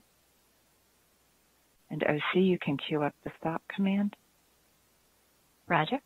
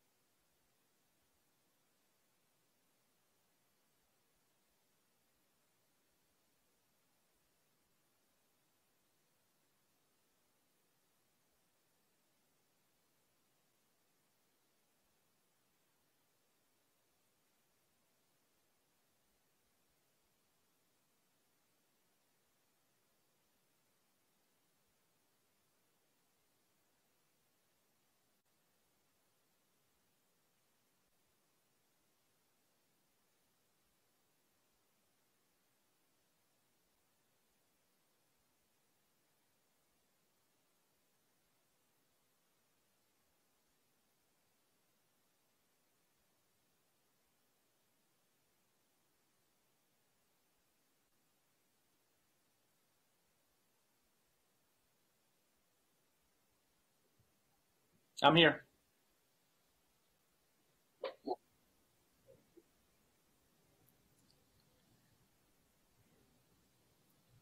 Hello, you are watching the live commissioning of the James Webb Space Telescope. Today we have the exciting news to bring to you that we are looking to finish the unfolding and tensioning of the heat shield. And right now they are working on the final layer, the 5th layer of the heat shield. And I'm Michelle Thaller. I'm an astronomer at Goddard Space Flight Center. And I'm working from my home today because of the COVID pandemic. So I ask that you all give us some patience with this broadcast. We want to make sure that people have a chance to see live this wonderful and historic event. And I'm joined by Keith Parrish. Keith is actually right now live at the Space Telescope Science Institute at the Johns Hopkins University in Baltimore. And above us, you can see live footage of the MOC, or the Mission Operations Center. And this is where people are working on the heat shield right now. So, Keith, we took a brief pause in our commentary. Could you bring us up to date? What is going on right now with the James Webb Space Telescope? Yeah, we took a short pause. We're currently all of our data coming down from Webb is coming through our Canberra ground station on Australia. So shout out to our Canberra folks down there. We're currently in communication with them. We'll be in there for another couple hours until we hand over to our Madrid station in Spain. So we took a little pause. We always want to make sure we're good to go before we go into the next operation. So it took a little pause to make sure all of our communication with Canberra was solid, and it is. So we just resumed layer 5 tensioning, and we actually have done we have 6 corners to tension, and we've tensioned the first 2. We are actually currently tensioning what we call the 4, the 4 side, which you can see up on what we call our observatory visualization tool right there. And you can see just a little bit of separation up there at the top as that layer spreads on that corner. And once again, for those people that are just joining us, the graphic that you're seeing to the left of your screen is actually correct in real time as to what Webb is doing right now, and that's based on data and telemetry coming down from the telescope. Is that correct, Keith? Yeah, that's right. So all that information is coming down from Webb right now. Our team that created this, what we call the OVT, that's our acronym for it. It takes all that data and it creates this visualization of what's going on Webb, and it really kind of gives us a connection to Webb, and is what it's doing. We know this isn't a live shot of Webb, but it really does give us sort of that spatial awareness that the engineers need. Again, it's really about the data, the ones and the zeros, and all the telemetry that's coming down, and we have thousands and thousands of data points coming down. So we take all that data and we make these images to tell us exactly what physical configuration that Webb is in right now. And you can see you can kind of see as you go down to the I do have my model here. I don't know if I can throw it. So what we are doing right now is we're tensioning up on this side right here. You can kind of see a little bit this front corner here. We've already done the 5th Keith, layer. Just a note to the directors of the broadcast. Could we get a picture of Keith? Oh, I'm sorry. I'm pointing to something you can't see. Yeah. Can we get Keith back on camera? Thank you. There you go. There we go. There you are. I'm big too. Okay.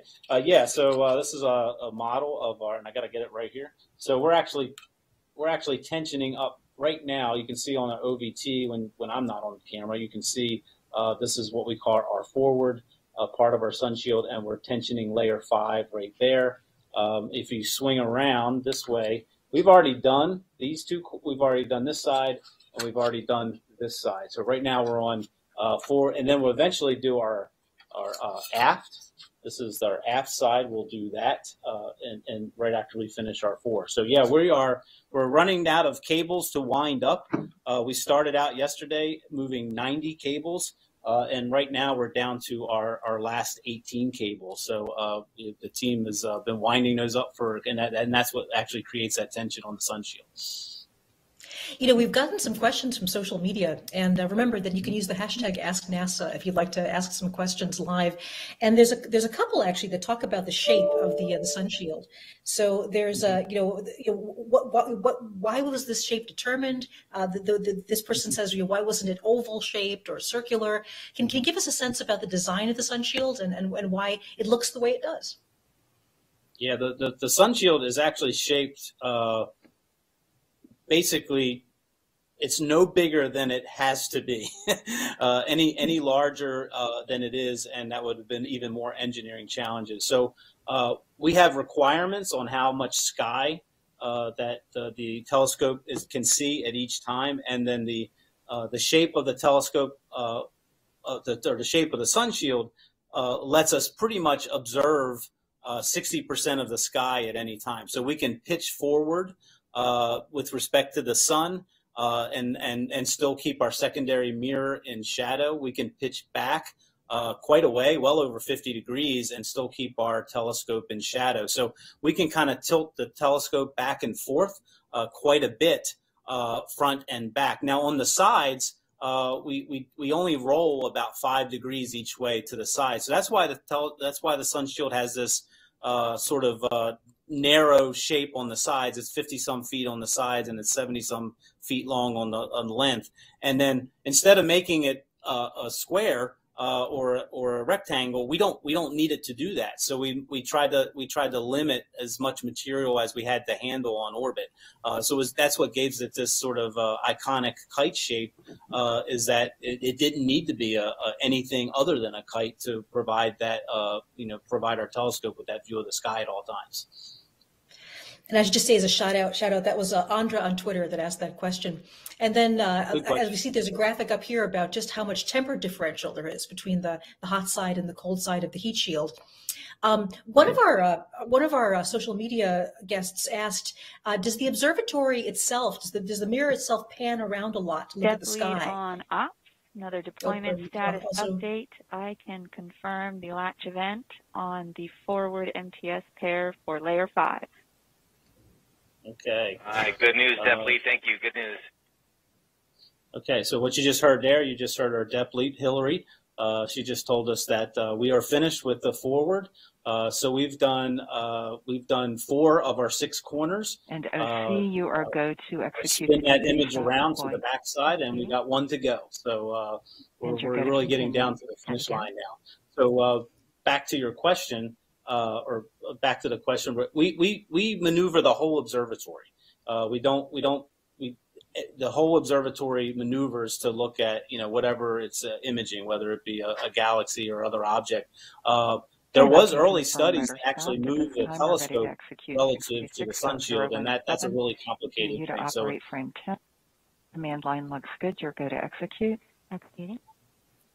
You'll hear us being interrupted by live updates from the MOC, the Mission Operations Center. So don't worry if we're pausing. We're listening to what they're saying. Yeah, exactly right. So that's our Dep Ops engineer, Nancy. She's communicating again with our flight controllers in the room to communicate what commands that our deployments team want to send up to Webb. So again, we just maneuver the whole observatory. It's just better to maneuver it, make it nice and rigid and solid on orbit, and just maneuver that versus trying to maneuver the telescope individually. And I can confirm that's what really drove that sun shield shape and size. 626.018. I have confirmed that Depleet and the team are ready to continue. So we can go to 626.019. And that command line looks good. You're good to execute. Executing. Are you starting to get excited, Keith? Yeah, well, that was the command. We're actually sending the command to start turning those motors. Happy go. So let's talk a bit about the importance of the sun shield, and there are many different aspects of that. This really is an exciting piece of technology, and this is something that for a space observatory like this we've never tried before. Can you give us sort of a pan back, sort of the 30,000-foot look at why the sun shield is so incredible? And OC, you're going to move the aft MTS motor pair. Copy. There we go. So. I do like to let people hear the commanding there because it's really, it's interesting. Roger. There's there's more than just one command that goes up. Our flight controllers and our DepOps lead they're checking everything that's coming back and making sure that the next command is the right command. So they're double checking and double checking. So that's a lot of the back and forth you hear there. But as you can see on the graphic there, you'll see our motor counts. Motor pair status has changed to moving. Yep, there we go. So you'll start seeing those counts. That's what we call a field director, which keeps track of our motor position, and you'll see those counts starting to increase as that layer is separated and those cables are wound in. So I think the big, back to your question, the big challenge with this type of deployment is we're doing 5 layers. We have to handle 5 layers, and everything. We're pretty good at deploying things that are rigid, but the membranes are rather they're floppy and they want to float around. We have cables that we don't want to get slack, so we're really trying to do an intricate operation right now, 560 some thousand miles away from the Earth, and control every aspect of the position of these layers. And I think that's really where the challenge has been, is to make sure that we understand every second of the deployment where these layers are. So there's a lot of features built in that aren't really apparent in any of the things that you're seeing right now that keep these layers very controlled and make sure that they're not floating places that we don't want them to be. And that's really been the really one of the challenges for such a large sort of floppy deployable item that this SunShield is. Speaking of it being kind of large and floppy, we've gotten several questions on social media. So Shivani from our YouTube feed asks, what happens if even one of the SunShields get damaged? And there are other ones about micrometeorites. So, tiny little bits of rock flying around in space. Well, how resilient is this heat shield to something like that? Oh, it's everything from the materials that sort of its raw materials that was chosen for its strength. To be able to handle the environment of space, what it's coated with to make these really colors is coated. Is everything has been designed. It's got lots of reinforcements. You can see in some of these this video of the real shield now. You can see a lot of seams. I do want to give a shout out to our membrane. We had a vendor that created these membranes and had to stitch them all together, so to speak. And it's completely reinforced so that if we do get tears, they won't propagate. And as far as micrometeoroids, we do expect to be hit with micrometeoroids. The good thing is that they're not very big and they won't do much damage. So we actually, one of our early developments for this material is we actually took it and hit it with high velocity projectiles moving several kilometers per second to make sure that the material could withstand that. So over the lifetime, we do expect really, really tiny microscopic holes to develop, but again, that's all accounted for in design. So it's rather rugged. Once it's all tensioned up, it'll be fine. And you were talking about the fact that this is this sort of large, huge sail that we're unfolding little bit by little bit in space. And of course, while there isn't any air or atmosphere where Webb is, there is something called the solar wind. And the solar wind is actually a wind of high energy particles that are coming off from the sun. So not a wind in the way we think of it, but a wind of actually high energy particles. Does the solar wind have any effect on the heat shield and its pointing? Oh yeah, so we get something called solar pressure. And again, if the whole concept of solar sails, to possibly travel around our solar system, with free propulsion from the sun.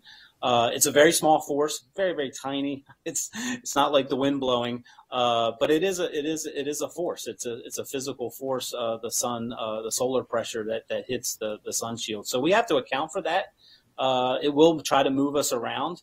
The biggest thing that it does to us is it's offset. So what I mean by that is the solar pressure will tend to try to turn us, and we counter that turning force with some reaction wheels in the spacecraft. And then ultimately, those wheels get spinning so fast we have to fire our onboard propulsion system to unload them. And that takes fuel to do. So I think earlier in the week, we deployed something called our aft flap off the back of the SunShield main structure.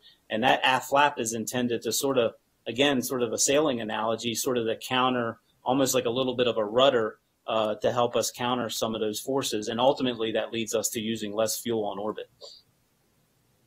And is that's something that is a limitation to some degree for this observatory. It does have a finite amount of fuel to do that. Is that correct? That'll be one of the lifetime limitations? That's right. So, fuel is our only known limiting life item on board. So obviously we wanted to take a lot of it. And we worst cased everything. And then we said, hey, once we worst case all of our conditions, meaning we don't get a very good injection from our Ariane 5 vehicle. We do all of our burns late. They're not very efficient. We have lots of momentum that we have to unload, lots of solar pressure. If all those things go bad, we still want 10 years of fuel. And so all of our worst case calculations is how we came up with how many kilograms of fuel to take on board. Fortunately, so far, those worst case conditions, I think as Amy said yesterday, we conservative. So all those conditions so far have not been on the worst case. Our execution of that first burn, and again, everything has been really, really good. So we expect to use significantly less, and we expect to have much more than the 10 years. And I'll just mention that the question about the solar sail effect on the heat shield comes from Alan on Facebook. So thank you very much for your question. There's a question coming in that maybe I could take a bit of a crack at answering myself. And Keith, certainly you can chime in on this. But Mike on Facebook asks, who will be able to use Webb? Just NASA.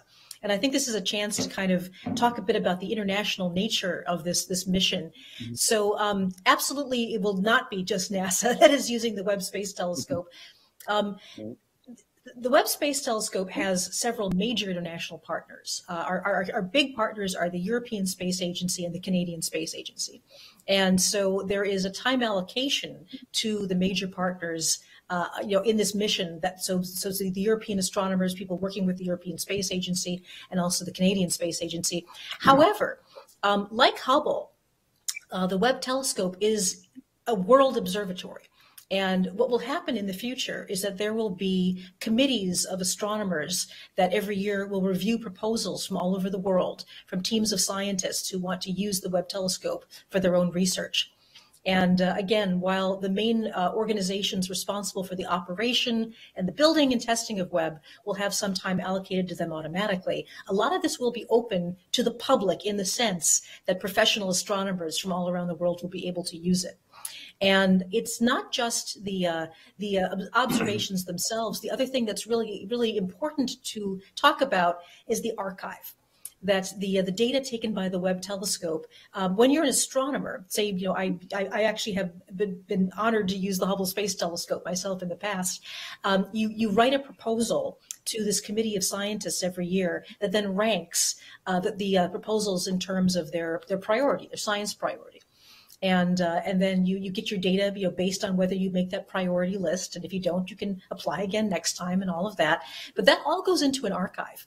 And that archive, after a certain amount of time, is public, and anybody can use the data. So if you're a scientist that's won the proposal, you should get a first chance to look at your data and make your discoveries and observations that you want to.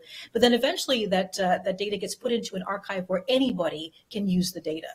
So this is a world treasure. It's not just NASA that will be using this observatory, and it's not just NASA that built the observatory and launched the observatory. This has been an international program from the very beginning. So that's something we're very proud of. Let's see. So I know, I'm getting, more and more excited. The heat shield was a tremendously complex part of this observatory. So for people that are just joining us, maybe you could give us some sense, Mike, a little bit about the number of actuators, maybe talk about what an actuator is and the number of things that had to happen to get this thing to unfold into tension. It's something that, all of us are just, thrilled to see happening so beautifully in front of us. Can you give us a sense of that? Yeah. So, one of the big things that, as we've talked about is the amount of mechanisms that we use, specifically the pin. So when we fold up all these layers, we have to sort of secure them to the primary structure, which we deployed back on day 3 after we launched. So those pins, there was 107 of them. And we had to sort of spear all the material, put holes in the material, and actually push them through to connect to our structure. Here you're seeing our solar array come out in this graphic. Again, we were able to capture that live on launch day, and that's that antenna that's currently communicating with Canberra. So here's these forward structures. All of the material that's now out, was pinned to this structure, meaning it was actually there was 107 pins that went through it and actually held it down to that structure. And we had to release all 107 of those pins, and we did that over the last few days. And then we had this cover roll up. This cover rolls up as we release those pins. You can see the aft going there, and on the front you can see our cover rolling up as we release these pins. Now this was our big event on New Year's Eve when we released the final set of pins and the covers unrolled, and we actually used these telescoping booms to pull out all 5 layers. So this was quite the big event for us as far as changing Webb's overall appearance. It made a dramatic change in our temperatures when we did these 2 booms. Again, you can see that cover rolling under right there. And this is our other side coming out. So I think releasing those 107 pins was quite an achievement. Again, because one doesn't release, then our membranes are trapped, and we would have had to go into a different contingency operation. So again, you're seeing what's going on right now. This is old footage of when we tested the SunShield on the ground for the very last time. So everything you're seeing in this video right now, in this time lapse, which is probably just a few seconds long, is taking us yesterday and today to do. So you can see in this time lapse, the last layer's tensioning up, and you can see what a dramatic change that it takes as it is stretched out like that. And we have a question from Gray Squirrel on Twitter, and this is one that maybe I can take to give you a little bit of a break, Mike, but but you can jump right in. So Gray Squirrel on Twitter asks, why does it take until June to start science operations with the James Webb Space Telescope, and what else needs to happen after reaching L2?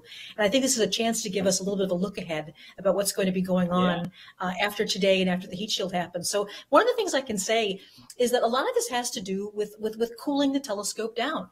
This is an infrared telescope. The reason we have these incredible heat shields is so that the observatory itself can be very cold, very sensitive to the infrared radiation from space. And so the things that will be happening in the next few days, personally, I'm really looking forward to the deployment of the secondary mirror. There are these very large boom structures that will come out in front of Webb, and that will bring the focusing mirror. The primary mirror is that beautiful 18-segmented gold mirror that all of us have been talking about. But then there's also the secondary mirror that needs to come out on these booms that all of these 18 mirror segments will focus the light up to. And then that light will be actually reflected back down into the instrument package for Webb. And so that's one of the big deployments that will happen in the coming week. Just listening. Exactly right. That's our next one that we're really, really excited about, because that's, again, the SunShield is great engineering. It's absolutely needed for this mission, and it's incredible. But the SunShield is there to cool what we really want, and that's that telescope and those science instruments. So we really want to get those deployed next. And then after that, we have the full deployment of the primary mirror. So that 18 segment mirror has 2 wings. The wings will both be deployed. So you can see here in this animation, there's the secondary mirror that's coming out on this large boom. That's the focusing mirror. And you can see that it will be focusing things down to the sort of that black protrusion coming out of the center of the gold mirror. And then after that, the 2 wing segments will also be deployed. And once that happens, we will have the fully commissioned and huge thing is it takes about 2 months for our telescope engineers and scientists to sort of align it and sort of focus it, so to speak, and to make it working at an operational as an actual telescope. And then it takes another couple months alongside of that. It takes another couple months for our instrument teams to get their instruments calibrated and get them all checked out. So it all adds up to about 6 months before we would actually get some of our first science. And that cool down drives a lot of what we call our entry criteria. Like we cannot let the telescope can't do certain things until it reaches certain temperatures. So that cool down on top of these really, really precise operations that our instrument and our telescope teams need to do all kind of add up to that 6 month period or 4 months period on top of the, what we're doing right now in this first month, 1 to 2 months. You've heard us say before just what a technological marvel the Webb telescope is. And talking about some of these deployment activities, these commission activities that are going on, Keith there mentioned the idea that the alignment of the mirrors needs to happen. And of course, we have 18 wonderful gold-coated segmented mirrors, but they all need to work as one continuous telescope mirror. And so part of this commissioning will be to actually do focusing of each of the 18 segments. Keith, maybe you give us a sense that the segments can all move independently. Is that correct? That's right. They can tilt. They can move in a lot of different directions. And again, it's not a lot of movement, but they all can move in different directions to align themselves. They can also be pushed and pulled a little bit to sort of change their radius of curvature a tiny bit. So all those different movements have to be well coordinated, and it's quite the challenge that the optics team has coming up for them to do that. So that's really groundbreaking. Really groundbreaking what they're getting ready to go into, which is aligning those 18 segments. So they have full control over all of them. But even though they have full control over them, they have to get the data back down to the ground or where they are. And again, a lot of ground system processing to compute the next move, and then they'll just keep cycling through. And at the same time, they're imaging. They're taking reference stars to make and using those reference stars to help them align and focus the telescope. It's a very painstaking process. It's groundbreaking, but it's going to be really something when they get it all done. And one of the other parts of the commissioning that I think is just incredible is that because this telescope is operating at just low temperatures, a lot of people are familiar with the idea that materials expand and contract and change shape as they change temperature.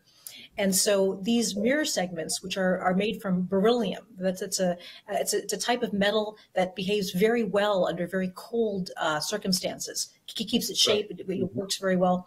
The beryllium segments actually were ground to a curvature that isn't correct when it's at room temperature. They actually need to cool down to this operating temperature that we said, which is close to minus 400 degrees Fahrenheit. And it's only at that operating temperature that the curvature of the mirrors are correct. Is that right, Keith? Yeah. And again, that you're going back, again, the development history is just doing that very operation and making those mirrors. So we'll stand by.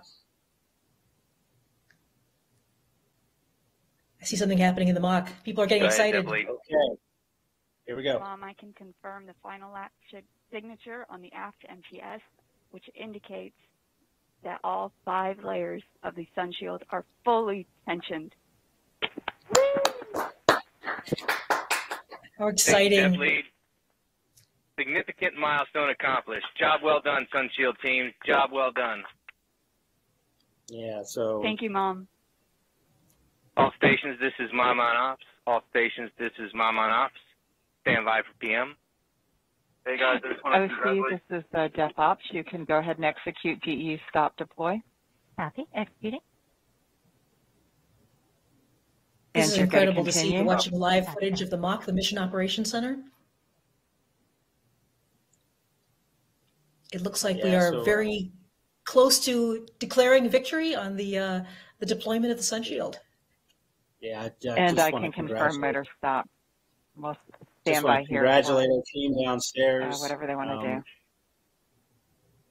do. Many years in the making, right here. So not just for NASA, all of our industry partners. It's just an amazing achievement. So I just want to congratulate our Sun Shield team right now. What an achievement. Okay. Hey, I just want to take a moment to congratulate everybody. This is a really big moment. We have a bunch of work to still do, but Sun Shield has been unbelievable after many years. Sorry about that. Since I don't normally talk, we bring the mic down. Anyway, so I said this is a really big moment. I just want to congratulate the entire team.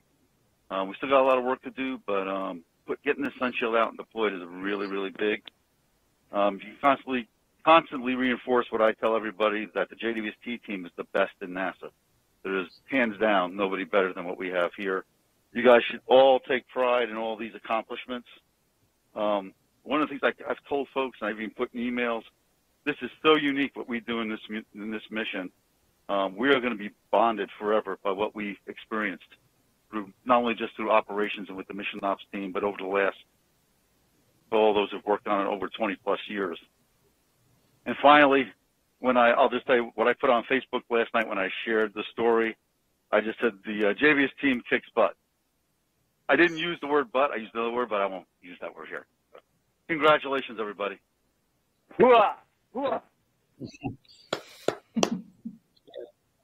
Absolutely awesome. So yeah, this is you know, we'll let our celebrations continue. This is incredible. What an incredible week. But folks like me are looking ahead right now. I'm looking ahead deployment and can't wait to get that out. So but congratulations to our entire team. Just awesome. And just want to pass along some thanks to, everybody viewing this, everybody who's been rooting us on. And all stations, this is Mom on Ops. We're going to hold right here for just a moment. All stations, this is Mom on Ops. Just hold right here for a second. Enjoy your moment, and then we'll pick up with that. Just as you said, it's so wonderful to have all the people that are joining us around the world for this event. This is truly incredible. When I first saw the design of the James Webb Space Telescope and just the ambition of it and the size of it and the scale of it and this giant heat shield that needed to come out and so many things needed to work, it took my breath away. And I'm here. I'm actually getting goosebumps. I mean, this is a wonderful, wonderful time. How are you feeling, Keith? Oh, yeah, it's just, like I said, half my mind is going, woohoo, and then the half of my mind's going, let's get that, we got to get that secondary mirror out. So that's just how my mind thinks. So, but that's good. That's good. But no, this is really good. I mean, and Webb is absolutely, hopefully everybody is becoming iconic a little bit. It is absolutely a beautiful spacecraft. We did not design it to be beautiful. We designed it to be functional. But as a fact of making it functional, it's absolutely a stunning spacecraft. I did get to spend a few minutes with it in the clean room before we shipped it down to launch, and I was just amazed at just how beautiful of a machine it is. So, and that machine is really a function of hand built by this team. So, so a salute to them.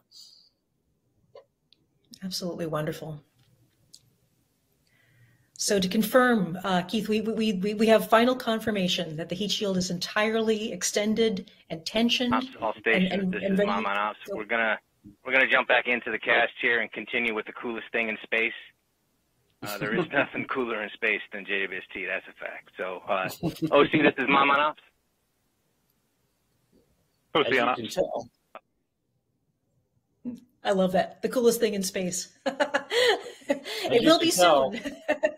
As you can tell, even though we finished this up, we're going to move on to this evening's activities right off the bat. So we have some more 24-hour operation there, and we're constantly at 626.021, Deplead has confirmed that the membrane tensioning is complete. So at this time, we're ready to continue at 626.022, DEU to standby. Copy that. So what's going on?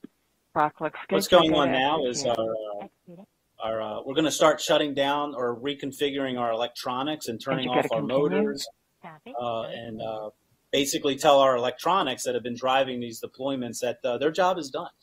Thank you very much. You did your job, and now you get to move on to your next thing. So that's what they're doing right now. They're just basically shutting things down and getting configured for the next operation. So you may hear some of that. Well, just many congratulations, Keith. This is just incredible. Yep. So awesome. You hear about the preparations. Sorry. No. I didn't mean to step on you there. You've heard about the preparations. I'm sorry. I keep stepping on. I just want to thank you guys for putting these productions together, because it's just awesome to bring standby mode round Rob. Out there. We're ready to continue with 626.023. And that clock looks good. You're go to continue or go to execute. Executing. Okay. So as Keith just said, they're getting ready to do the next things that will happen, and please note that we will be bringing you live coverage of these other major deployments. So the next one I believe will be the secondary mirror, and I don't know exactly the schedule of these yet. That depends on what the engineers decide to do, but we'll have updates with that. And your go for and then the deployment of the full primary mirror as well. So those things are coming up later in the week. Just listening to what they're saying at the mock. Mm-hmm. So, seeing as we have a little bit of a pause from the Mission Operations Center, I'm going to wrap this up now because I think this is a wonderful chance to say thank you so much for everybody. Keith Parrish, thank you so much for joining us, for all of the amazing explanations you've given us. And this is a historic day. The first major phase of the commissioning, the deployment of the Sunshield, is complete and successful, and I'm very excited. That's so right. thank you so much for team, joining us. And yep, thank you, Sunshield team, and go Web, go. Go Web. Absolutely. Thank you for joining us. Please join us again later in the week. Goodbye.